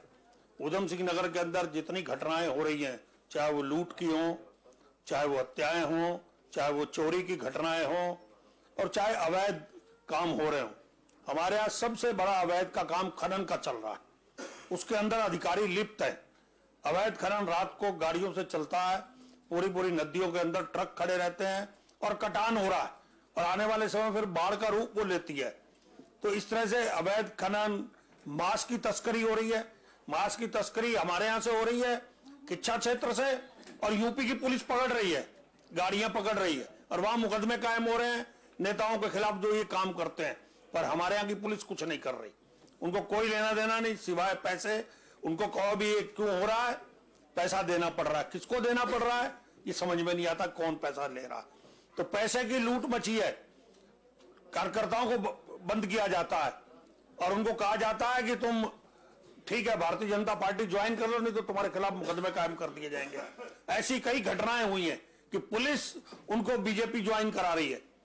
ये एक नहीं, ऐसी कई घटनाएं हुई। इसके हमने वहां के एसएसपी को भी बताया, माननीय मुख्यमंत्री जी के भी नॉलेज में लाया मैं इस बात को भी, ऐसा ऐसा हो रहा है। इतना ही नहीं, अभी मंत्री जी गए थे शुगर फैक्ट्री के पेराई सत्र का उद्घाटन करने और वहां पर 302 और 7 के मुलजिम नारे लगा रहे हैं। एक नेता लेके आए अपने साथ और वो नारेबाजी कर रहे हैं। यह है कानून व्यवस्था। मैं कह रहा हूं ये सारे अपराधी हैं, उनकी वीडियो बनी हुई है, कोई रोकने वाला नहीं है। लगातार तो इस तरह की घटनाएं लगातार हमारे जिले के अंदर हो रही हैं और हमारी किच्छा विधानसभा तो बिल्कुल खनन का अड्डा बन चुका है। वहां अधिकारी पैसा ले रहे हैं और खनन करा रहे हैं, मांस की तस्करी करा रहे हैं। तो हालात बद से बदतर हो चुके हैं कानून व्यवस्था के, कोई देखने वाला नहीं है। 8 लोग, हमारे 8 कार्यकर्ताओं के अभी तक हाथ पैर तोड़े जा चुके हैं। मैं लगातार, और धाराओं में मुकदमे क्या काम होते हैं, सामान्य धाराओं में मुकदमा कायम हो जाता है। इतना राजनीतिक दबाव होता है और लगातार इस बात को 8 महीने से मैं बता रहा हूं, लगातार इस बात को उठा रहा हूं। 5 बार का विधायक हूं, अपनी बात को कहता हूं, गंभीरता से ही नहीं लेते, इतना राजनीतिक दबाव है।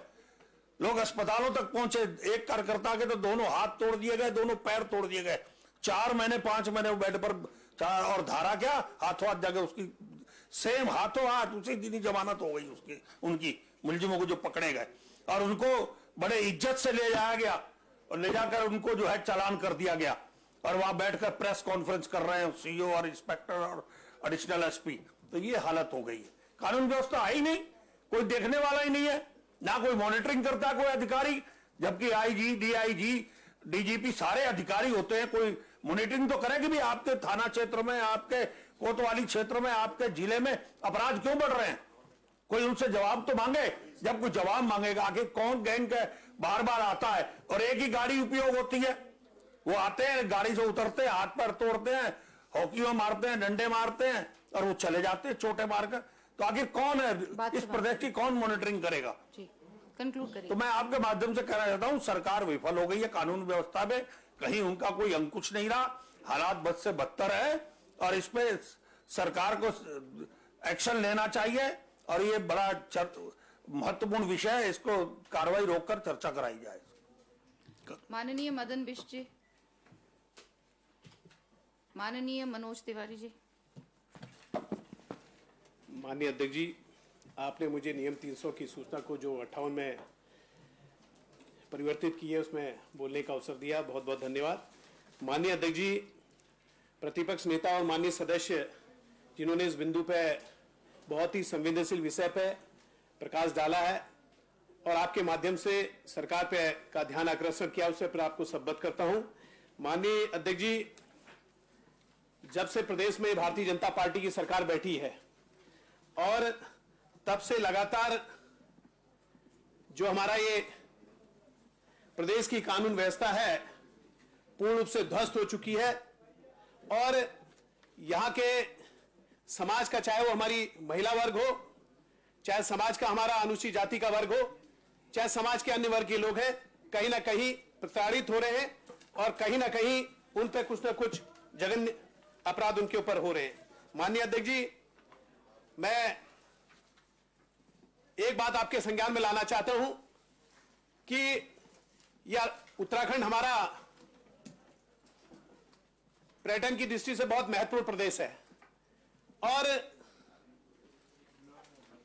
जब कोई व्यक्ति जम्मू कश्मीर नहीं जाता है या कहीं अन्य प्रदेशों में नहीं जाता है तो हमारे इस भारत देश का पर्यटक कहीं ना कहीं अपनी घूमने के उससे, ये यहाँ के अन्य क्रियाकलापों के उससे हमारे इस उत्तराखंड में आता है और जब वो प्रवेश करता है तो जहां पर भी साइन बोर्ड लगे होते हैं या बैरियर्स लगे होते हैं वहां पर लिखा जाता है उत्तराखंड मित्र पुलिस करके, और वो कहीं ना कहीं वो सोचता है कि यहां पर पुलिस का व्यवहार एक मित्रता का होगा और धीरे धीरे जब वो प्रवेश करता है और कभी रात्रिकालीन में आता है, क्योंकि ये वाकया कई बार 1-2 बार अल्मोड़ा में हो चुका है, वो अपने परिवार के साथ आ रहा होता है और रात के 11-12 बजे आ रहा होता है और कहीं वहां पर जा रहा होता है तो पुलिस वाले उसको रोकते हैं। ठीक है, पूछना चाहिए, लेकिन उसके बाद जब वो पूरी चीज बताता है, मेरे साथ फैमिली है, मुझे इस रिजॉर्ट में जाना है, इस होटल में जाना है, और उसके बाद पुलिस की पूरी खान तलाशी लेती है और पुलिस का जो सिपाही यहां पर खड़ा रहता है वो पिया होता है, इस तरह के अगर कृत्य करता है तो कहीं ना कहीं ये हमारे उत्तराखंड के लिए एक कहीं ना कहीं प्रश्न चिन्ह लगता है। और जो पर्यटक यहां पर आ रहा है और यहाँ के उत्तराखंड की संस्कृति से प्रेम करता है, उत्तराखंड के लोगों के व्यवहार से प्रेम करता है, कहीं ना कहीं वो पुलिस के उस व्यवहार से, पुलिस के उस कृत्य से, पुलिस के उस सिपाही से कहीं ना कहीं उस उत्तराखंड के उस पर्यटक जो आ रहा है उस पर प्रश्न चिन्ह लगता है। इसी के तहत दूसरी बात मैं कहना चाहता हूं, क्योंकि बाकी बातें सारी हमारे सदस्यों ने कह दी है। विधानसभा, जिस तरह से मंत्री जी की भी बात आई, अन्य चीज भी आई, विधानसभा के कर्मचारी, यह बड़ा दुर्भाग्य की बात है कि विधानसभा के कर्मचारी के घर में 1/11/2022 को चोरी हुई है और उसके बाद लगातार उसने जब अपना फर्स्ट इन्फॉर्मेशन रिपोर्ट दी, पुलिस का व्यक्ति कहता है हम आपकी प्राथमिक रिपोर्ट नहीं लेंगे, और यह कहीं पे भी नहीं लिखा गया है। अगर कोई व्यक्ति भी, आम व्यक्ति भी अगर पुलिस के कार्यालय में जाता है, कहीं पे भी जाता है, उस चौकी में भी जाता है, उस थाने में भी जाता है, तो उसकी फर्स्ट इन्फॉर्मेशन रिपोर्ट निश्चित रूप से लिखी जानी चाहिए, बड़े उसके बाद लिखी गई, और उसका यह होना चाहिए कि उसके बाद विवेचना हो, अलग चीज है। विवेचना कार्यों की होनी चाहिए, जो जिसकी इंफॉर्मेशन दी है रिपोर्ट की उसकी विवेचना होनी चाहिए। तो ये सबसे बड़ा गंभीर विषय है कि विधानसभा के कर्मचारी जिसके गहने सारी चीजें चोरी हो गई, उसने बड़े मुश्किल से उसकी रिपोर्ट हुई है। इसके साथ साथ एक जो प्रमुख बिंदु है जिसके बारे में मेरे माननीय सदस्यों ने भी संज्ञान में डाला है, और मैं इस बात को इसलिए जोर देके कह रहा हूं, बल देके कह रहा हूं कि जो हमारा नशा, स्मैक और ड्रग्स, और कहीं ना कहीं क्योंकि आए दिन हम देखते रहते हैं, और अल्मोड़े के ही वाक्यांश को बता रहा हूं कि अल्मोड़े के अंदर इसका प्रभाव बहुत ज्यादा हमारे युवाओं पर पड़ रहा है।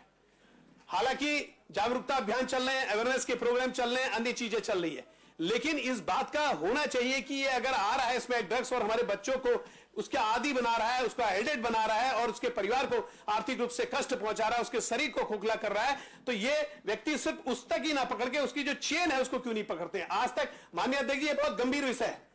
सरकारें नशे के प्रोग्राम चला रही है, हमारे अवेयरनेस के प्रोग्राम पुलिस प्रशासन चला रही है, लेकिन क्यों नहीं उस लोग को पकड़ा जा रहा है जो कहीं नीचे मैदानी क्षेत्र से लाके वहां पर दे रहे हैं? ये बहुत गंभीर प्रश्न है। पूरे प्रदेश की कानून व्यवस्था ध्वस्त हो चुकी है। आज कहीं ना कहीं पूरे प्रदेश की जनता अपने आप को ठगा महसूस कर रही है। ये गंभीर विषय है। इस महत्वपूर्ण विषय पर, अविलंब में लोग महत्व के विषय पर सदन की समस्त कार्रवाई करके चर्चा की मांग करता हूं। माननीय अध्यक्ष जी। माननीय विक्रम सिंह नेगी जी।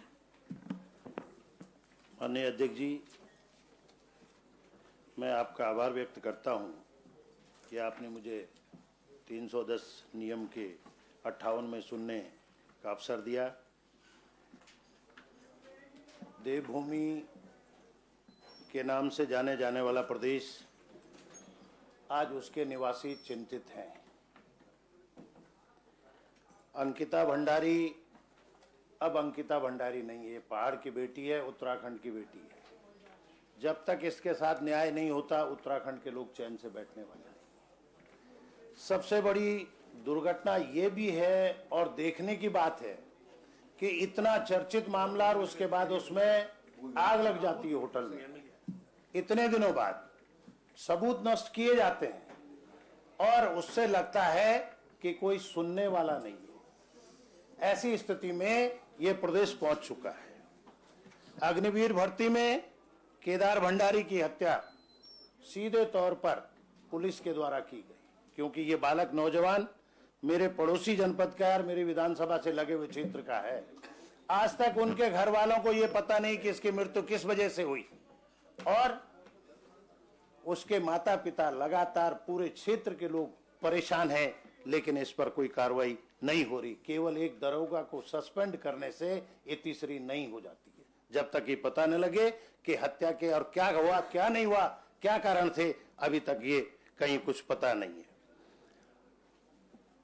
उत्तराखंड ने सोचा नहीं होगा कि इस प्रदेश के बनने के बाद ऐसी स्थिति में ये प्रदेश पहुंचेगा। ये उत्तर प्रदेश और अन्य हरियाणा और अन्य प्रदेशों के अपराधियों की शरण स्थली बन चुकी है। वो अन्य प्रदेशों में डकैती, हत्या, अन्य तरह के केस करके और इस प्रदेश में शरण लेने के लिए आते हैं। इस पर ध्यान देने की गंभीर आवश्यकता है। नशाखोरी, पहाड़ों से पलायन हो रहा है। फौज में नौकरी करने वाले लोग, चाहे वो सिपाही हो, चाहे अधिकारी हो, चाहे किसी अन्य पद पर हो, वो अपने बच्चों को देहरादून, ऋषिकेश और अन्य शहरों में पढ़ने के लिए भेजता है। लेकिन आज एक गंभीर विषय पैदा हो गया कि कहां जाएं, कहां जाएं। देहरादून सुरक्षित नहीं, उधम सिंह नगर सुरक्षित नहीं, हरिद्वार सुरक्षित नहीं, और यही नहीं माननीय अध्यक्ष जी, ये घनसाली जैसे छोटे कस्बों में भी ये नशा पहुंच चुका है। कैसे बचाएं अपने नौनियालों को, किस तरह से बचाएं, इस पर सख्त कार्रवाई करने की आवश्यकता है। दिनांक 1/3/2022 से और 15/11/2022 तक डकैती, लूट, वाहन लूट, चेन लूट, गृह भेदन, वाहन चोरी, हत्या, अपहरण, दहेज हत्या, बलात्कार जैसे मामले इतने ज्यादा बढ़ गए हैं कि अब कहीं कहीं ये लगता है कि देवभूमि का प्रदेश है कि नहीं है। ये प्रश्न चिन्ह उत्तराखंड के हम सभी लोगों पर लगता है। माननीय अध्यक्ष जी, मेरा आपसे निवेदन है कि इस पर कोई ना कोई ऐसी नियमावली सख्ती से बनाई जानी चाहिए जिससे हम अपने नौनिहालों को बचा सकें। इस अवलंबनीय लोक महत्व के विषय पर सदन की कार्रवाई रोककर चर्चा की मांग करता हूं। धन्यवाद। माननीय आदेश सिंह चौहान जी। माननीय अध्यक्ष जी, 310 की सूचना को अपने 58 में सुना और मुझे बोलने का मौका दिया, इसके लिए धन्यवाद।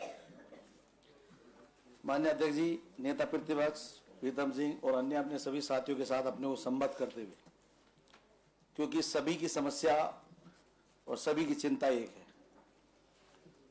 मैं आपको एक उदाहरण देना चाहता हूं कि पुलिस की कार्यप्रणाली क्या है। लगभग 1 वर्ष पूर्व काशीपुर से एक लड़की एक लड़के से मिलने जसपुर आती है। किसी को शक होता है तो वो लड़का और लड़की पकड़ के हमारी जसपुर चौकी में दे दिए जाते हैं। वहां का दरोगा पुलिस वाले के साथ उसे कहता है, वो तो उनका कहना जो था कि हमने उनको थाने भेजा, लेकिन वो पुलिस वाला उस लड़का और उस लड़की को होटल में ले जाता है और उसके साथ लड़की के साथ रेप करता है। मुझे अगले दिन पता चलता है कि यहाँ एक घटना घटी है, लेकिन वो किसी मीडिया या किसी में नहीं है। मुझे बताया गया कि वो कुंडा थाने की।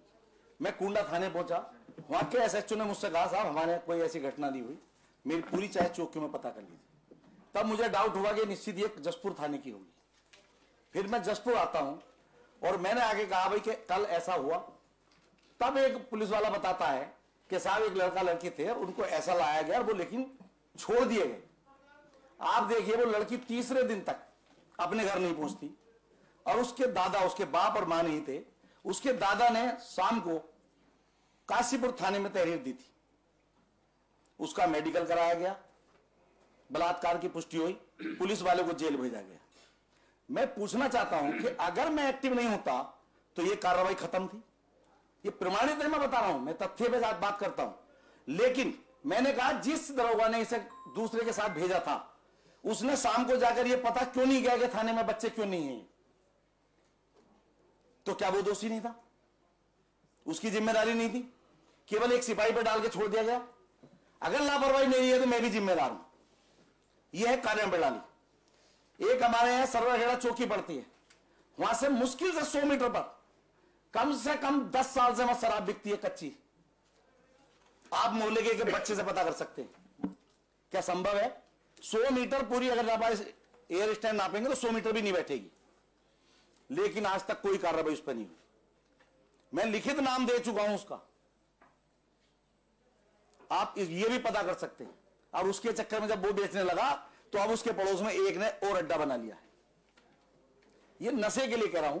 अभी जो मैंने बताया कि अभी 3 दिन पहले एक खड़गपुर देवीपुर क्रॉसिंग पे एक बच्चे की डेथ हुई 19 साल के, नशे के लिए।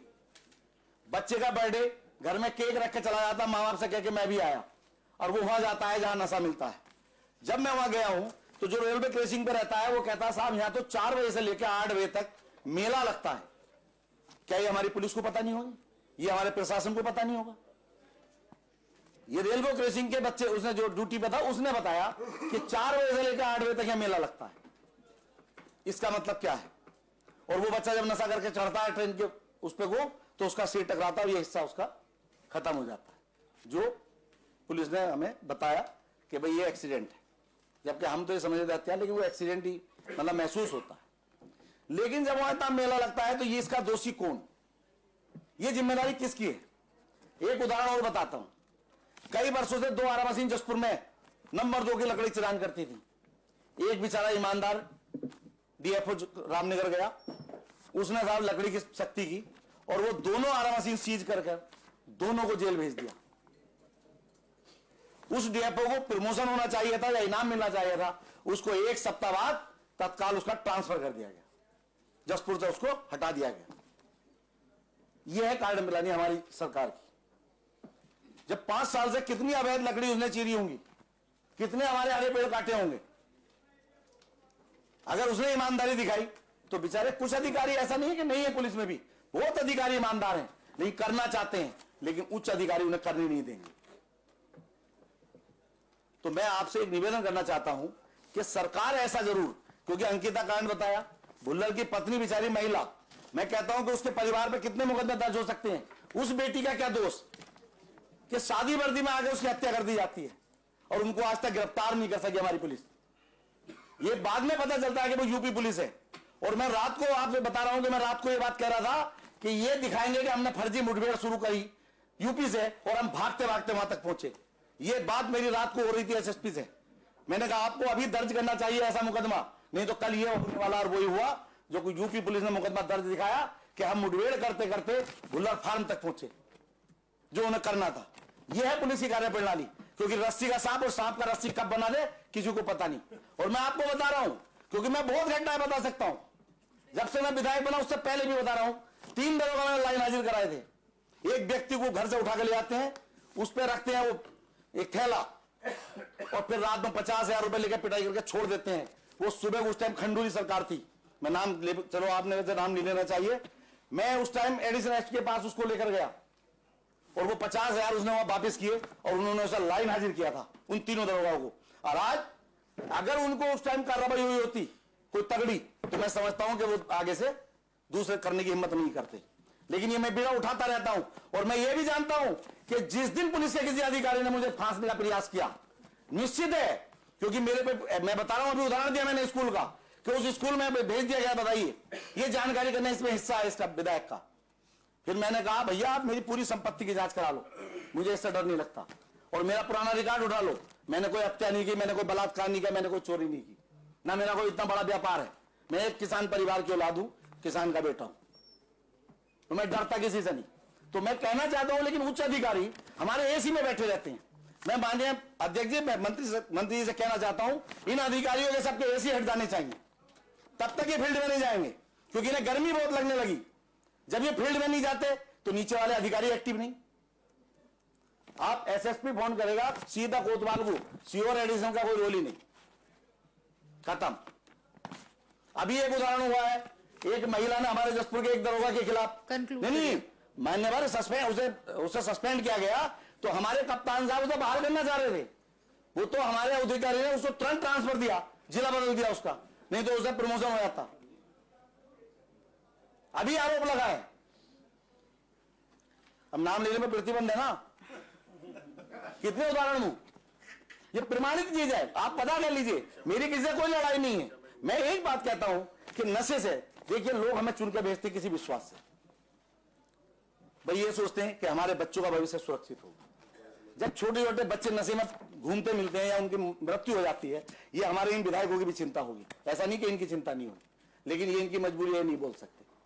मुझे दुख होता है कि जब 18-19 साल का बच्चा नशे के कारण की उसकी मृत्यु हो जाती है, तो ये उस मां से पूछिए, उस बाप से पूछिए, पीड़ा होती है। लेकिन इसके जिम्मेदार हम सब हैं। प्रशासन को इस पर रोक लगानी होगी, सरकार को रोक लगानी होगी। और ये नशे की वजह से 65 मोटरें, मैं आपको एक चीज कहूंगा तो आपको सबको हंसी आएगी, मेरे ट्यूबवेल की 2 मोटरें चोरी हुई, आप देखिए। और मिस्टर रात तहरीर, तो मैंने क्यों बदनामी कराओ यार, वो लोग कहेंगे विधायक अपनी मोटर नहीं बचा सकता, तो यार क्यों मेरी फजीयत कराओ भैया, मेरा देरा तहरीर ढूंढे तो मिल जाती। 2 मोटरें, एक नहीं कह रहा हूं।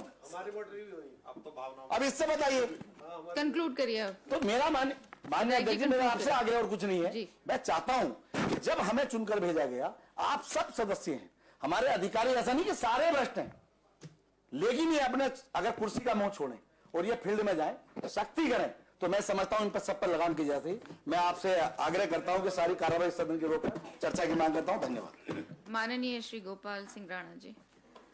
माननीय अध्यक्ष जी, आपने मुझे नियम 310 में संशोधन कर 358 में बोलने का मौका दिया, आपको बहुत बहुत धन्यवाद। माननीय अध्यक्ष जी, वास्तव में हमारे नेता प्रतिपक्ष प्रीतम सिंह जी और तमाम हमारे सदस्यगणों ने कानून व्यवस्था के संबंध में बात की। वास्तव में प्रदेश में कानून व्यवस्था ध्वस्त हो चुकी है। चोरी, डकैती, बलात्कार, तमाम घटना का ग्राफ बढ़ता जा रहा है। हो क्या रहा है, जब माननीय अध्यक्ष जी उधम सिंह में थाने बिक रहे हैं, उनकी बोली लग रही है, जब बोली लग रही है, उनकी कीमतें बढ़ाई जा रही हो रही है, तो उसमें क्या कानून व्यवस्था होगी? थाने बिक रहे हैं। और मैं समझता हूं कि जो कोतवाल या जो पुलिस का अधिकारी ज्यादा से ज्यादा पैसा देता है ट्रांसफर का, वो खटीमा, नानकमता या रुद्रपुर इस जगह जाना चाहता है। क्यों? जसपुर भी मैं कह रहा हूँ, जो उधम सिंह का जिला है वो बहुत पुलिस वालों के लिए बहुत ही कमाई का जिला है। जब ऐसा होगा, चाहे वहाँ खनन माफिया हो, चाहे भू माफिया हो, चाहे शराब माफिया हो, और तमाम ऐसे सट्टा माफिया हो, स्मैक माफिया, सारे माफिया सब आपको उधम सिंह में मिल जाएंगे, जिसकी साठगांठ सारे पुलिस वालों से होती है। उनका महीना बंधा हुआ, उनका हफ्ता बंधा हुआ है। जब कोई शिकायत करेंगे तो मैं कई बार कोतवाल को फोन किया, मैंने कहा मेरे पास शिकायत मिलती है कि इस्लाम नगर में इसमें बिक रही खुलेआम। मैं कहता हूं लेकिन कोई उसमें कोई सुनवाई नहीं, कुछ नहीं। क्यों? उनको भाई ऊपर देना, कहीं ना कहीं करना है उनको। तो मैं कहना चाहता हूं, क्योंकि बहुत सारे लोगों ने बोल दिया है, मैं ज़्यादा बोलना नहीं चाहता हूं, लेकिन निश्चित तौर पर कानून व्यवस्था जैसी व्यवस्था यहाँ नहीं रही है, सारी ध्वस्त हो गई है। आज स्मैक, आज शराब, आज चरस का बोलबाला है और दुर्घटनाएं हो रही उससे जो स्मैकिया है या स्मैक पीने वाला नौजवान है, मोटरसाइकिल अपना तो मरता ही मरता है, वो सामने वालों की मार देता है। तो इस तरह की घटनाएं आम हो गई हैं, तो इनको रोकने की जरूरत है। मैं माननीय अध्यक्ष जी आपके माध्यम से कहना चाहता हूं कि ये बहुत ही महत्वपूर्ण विषय, प्रिलिमिनरी विषय है। इसको सारी चर्चा सारे कार्रवाई रोक करके चर्चा की मांग करता हूँ। माननीय श्री खुशहाल सिंह अधिकारी जी। माननीय अध्यक्ष जी, धन्यवाद आपको। आपने मुझे नियम 310 को 58 में चर्चा करने की अनुमति दी।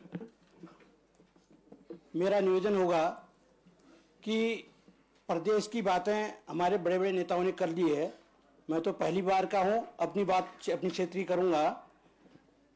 हमारे यहाँ कानून व्यवस्था, हमारे कप्तान साहब अच्छी व्यवस्था कर रहे हैं, परंतु मैं एक चीज़ ये जानना चाहता हूँ कि किसी अधिकारी को स्थानांतरण क्यों किया जाता है। हमारे लोहाघाट नगर की बात मैं करूँ, लोहाघाट में स्मैक की इतनी तस्करी बढ़ गई है, इतनी तस्करी बढ़ गई है। आज से 7 साल पहले की बात बताऊं, जब स्मैक का नाम लेते थे तो लोग कहते स्मैक क्या हुआ, हमारे लोहाघाट में तो कोई नहीं लेता उसको। आज उस लोहाघाट की बात मैं करने जा रहा हूं, कम से कम 50 लड़के उसकी गिरफ्त में। हाल ही 2 महीने पहले हमारे स्वास्थ्य विभाग में एक महिला डॉक्टर कार्यरत थी और वहां पर वहीं के स्थानीय जो स्मैक लेते हैं वो लोग पहले थाने में जाकर पुलिस वालों को गाली गलौज देते हैं और पुलिस वाले उनको छोड़ देते हैं।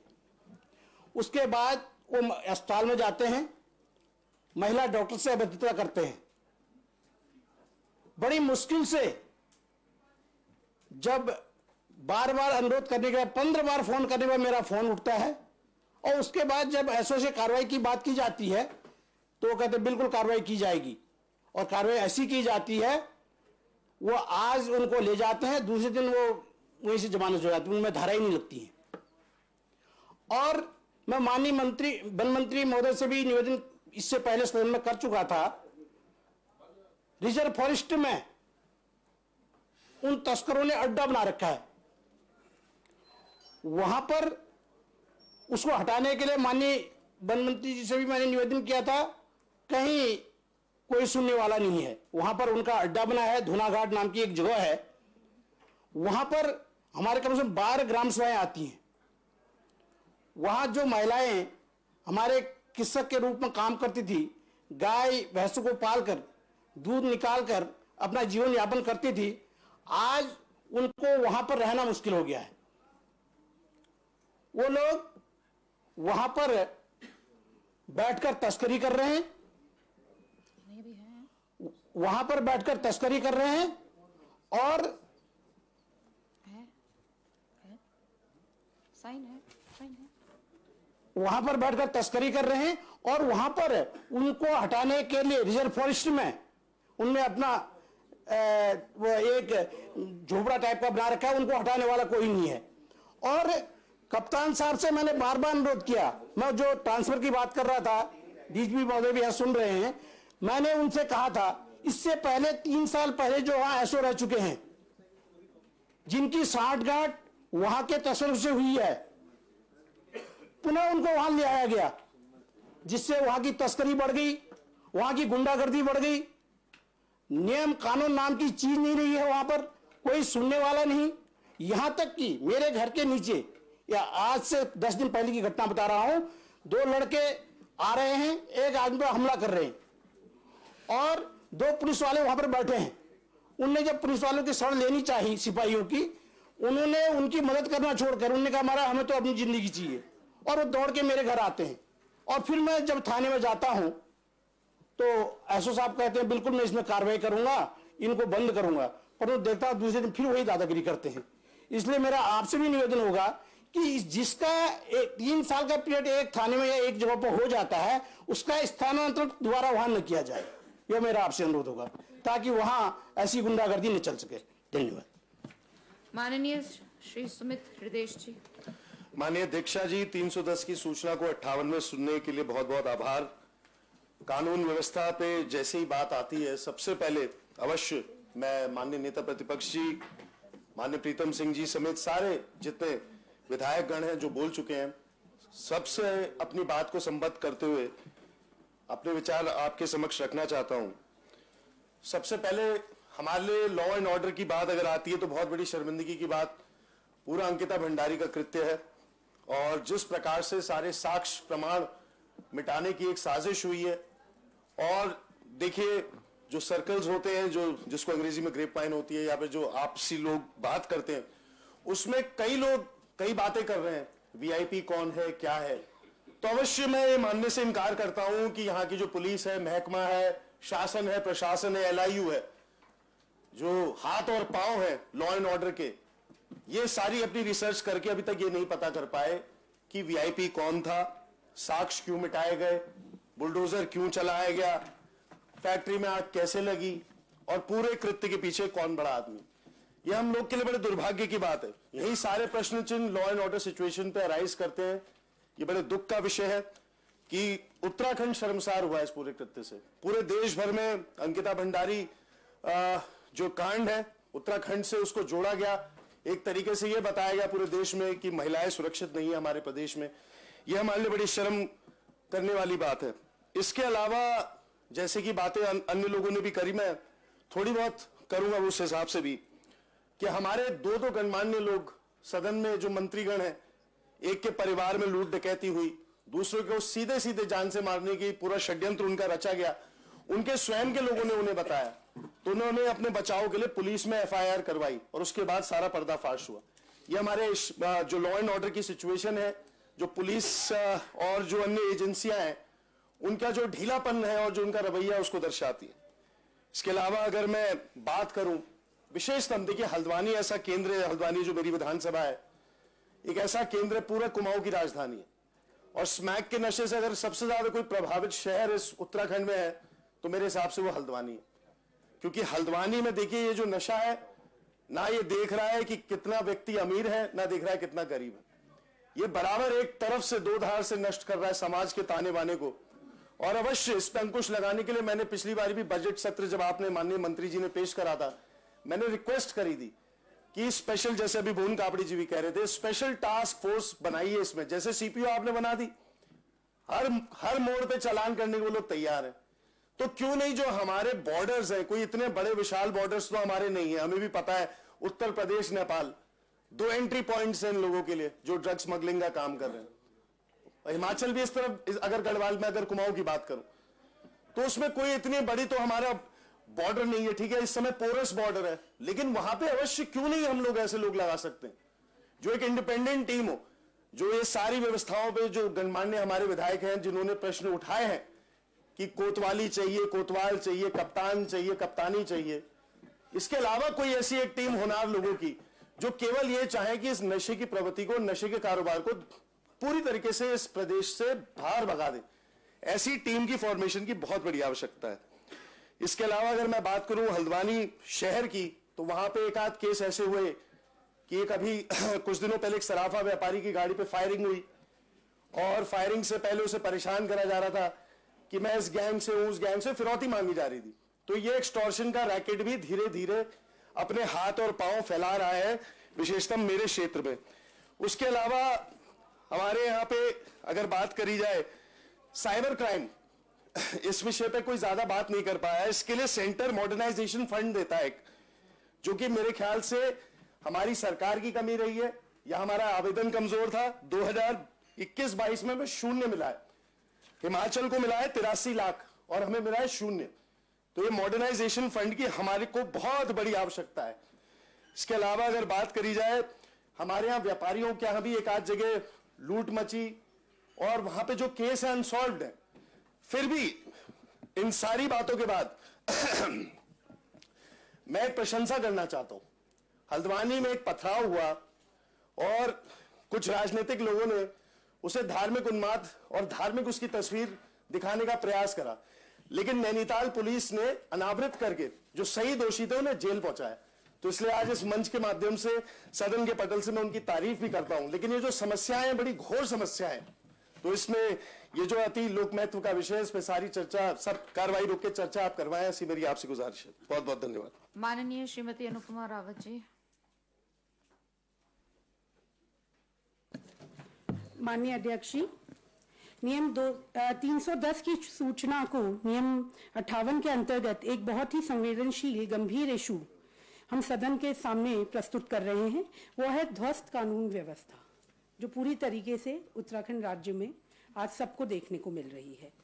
माननीय अध्यक्ष जी, आज वर्तमान में उत्तराखंड, जो देवभूमि उत्तराखंड के नाम से प्रसिद्ध है, पुलिस का जो रवैया है वो अपराध की भूमि के रूप में उत्तराखंड अपने पैर पसार रहा है।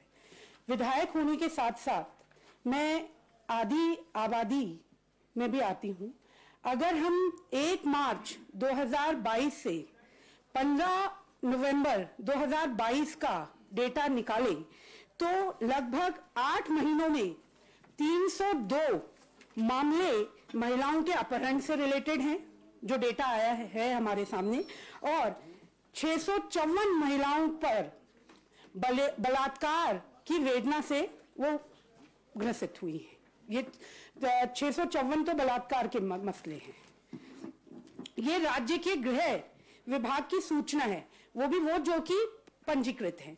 कई तो ऐसे भी होंगे जो कि सामाजिक और दूसरे कारणों से सामने भी नहीं आ पाते, जिसमें बलात्कार ऐसे संगीन जो हैं वो भी हैं। तो पुलिस कर क्या रही है?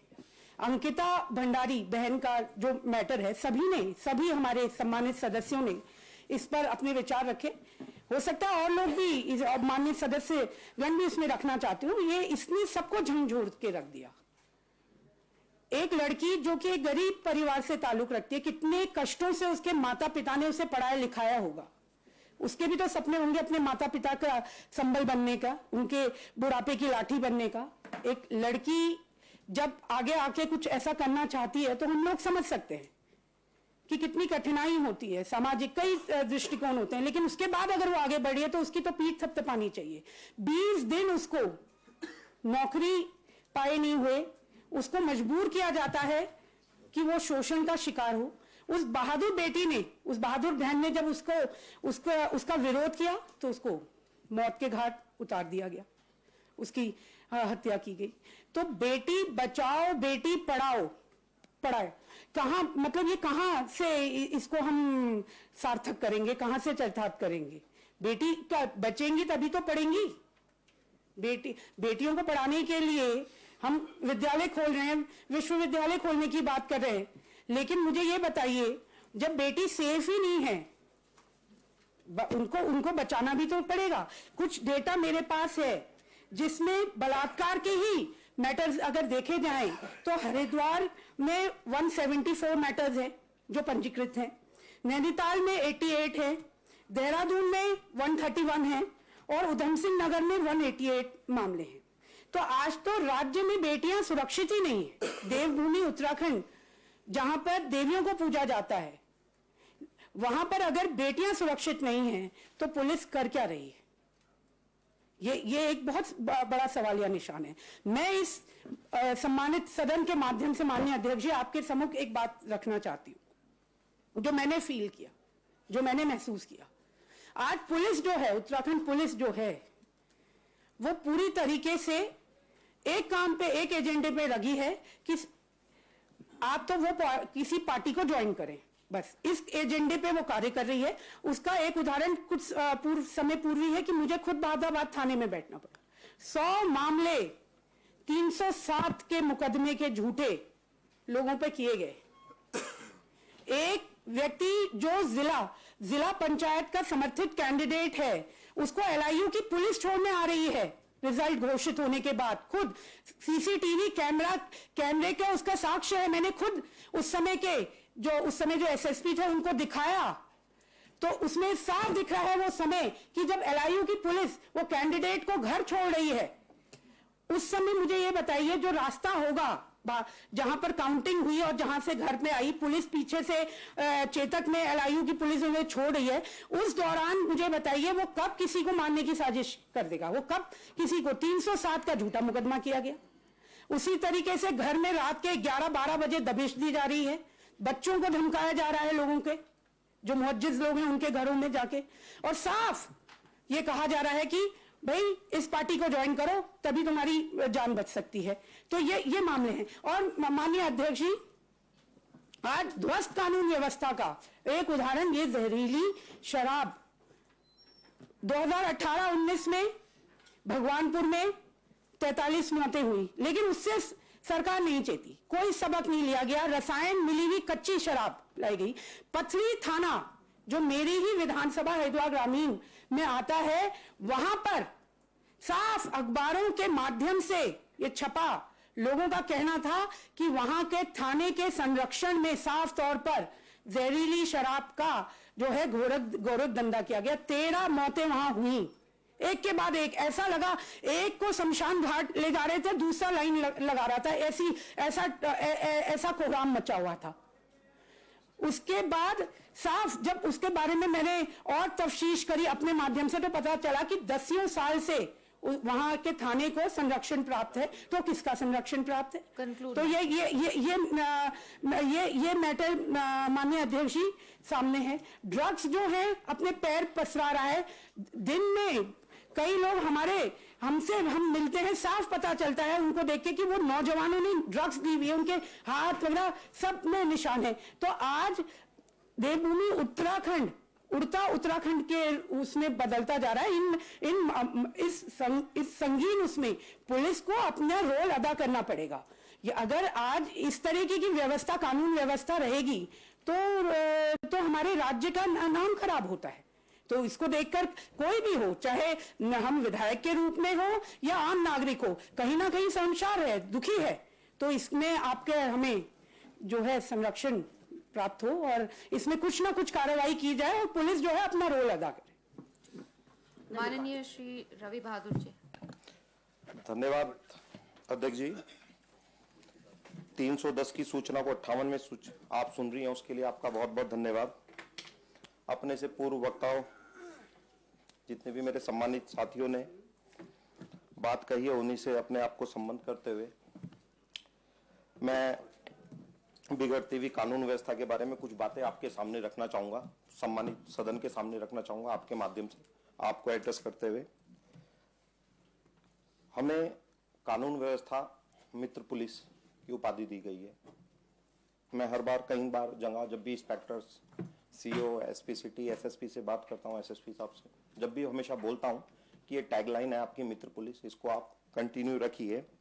अभी थोड़े दिन पहले मैं हिमाचल में था, तो वहां पे ऐसी लोगों से इंटरेक्शन कर रहा था। तो वहां पे जब मैंने बताया मैं उत्तराखंड से, हरिद्वार से हूं, तो वहां पर भी सबसे पहले बहन अंकिता का नाम आया। तो मैं जवाब तो उनको बाद में दिया, पर अंदर से शर्मसार हुआ कि हम उत्तराखंड से हैं। उस वक्त मैं हरिद्वार का नहीं था, मैं उत्तराखंड को रिप्रेजेंट कर रहा था। तो कहीं ना कहीं कानून व्यवस्था की वजह से, इतना डिले होने की वजह से हम कहीं ना कहीं दोषी हैं, उसमें हम सब हैं। हम भी इसका पार्ट है ना। आज हम जो बात कर रहे हैं, चर्चा कर रहे हैं, चर्चा इसलिए कर रहे हैं कि हमारी कानून व्यवस्था जो कि धीरे धीरे ट्रैक से आउट हो रही है, वो ठीक होनी चाहिए। प्रॉब्लम बतानी चाहिए, संवाद करना चाहिए। संवाद करेंगे जब ही सॉल्यूशन निकलेगा। माननीय अध्यक्षा जी, कुछ दिन पूर्व आपके संज्ञान में भी आया होगा कि हरिद्वार में एक डाडा जलालपुर की घटना हुई थी। जुलूस निकल रहा था। अब जुलूस में हथियार यूज किए गए। वो हथियार लाने की परमिशन किसने दी? उन हथियारों की मॉनिटरिंग क्यों नहीं हुई? तो कहीं ना कहीं कानून व्यवस्था पर, पुलिस पर निशान उठता है कि ऐसा क्यों। और जब डाडा जलालपुर हो गया, उसके 3 दिन बाद फिर एक जुलूस की परमिशन दी गई, अगले ही दिन दे दी।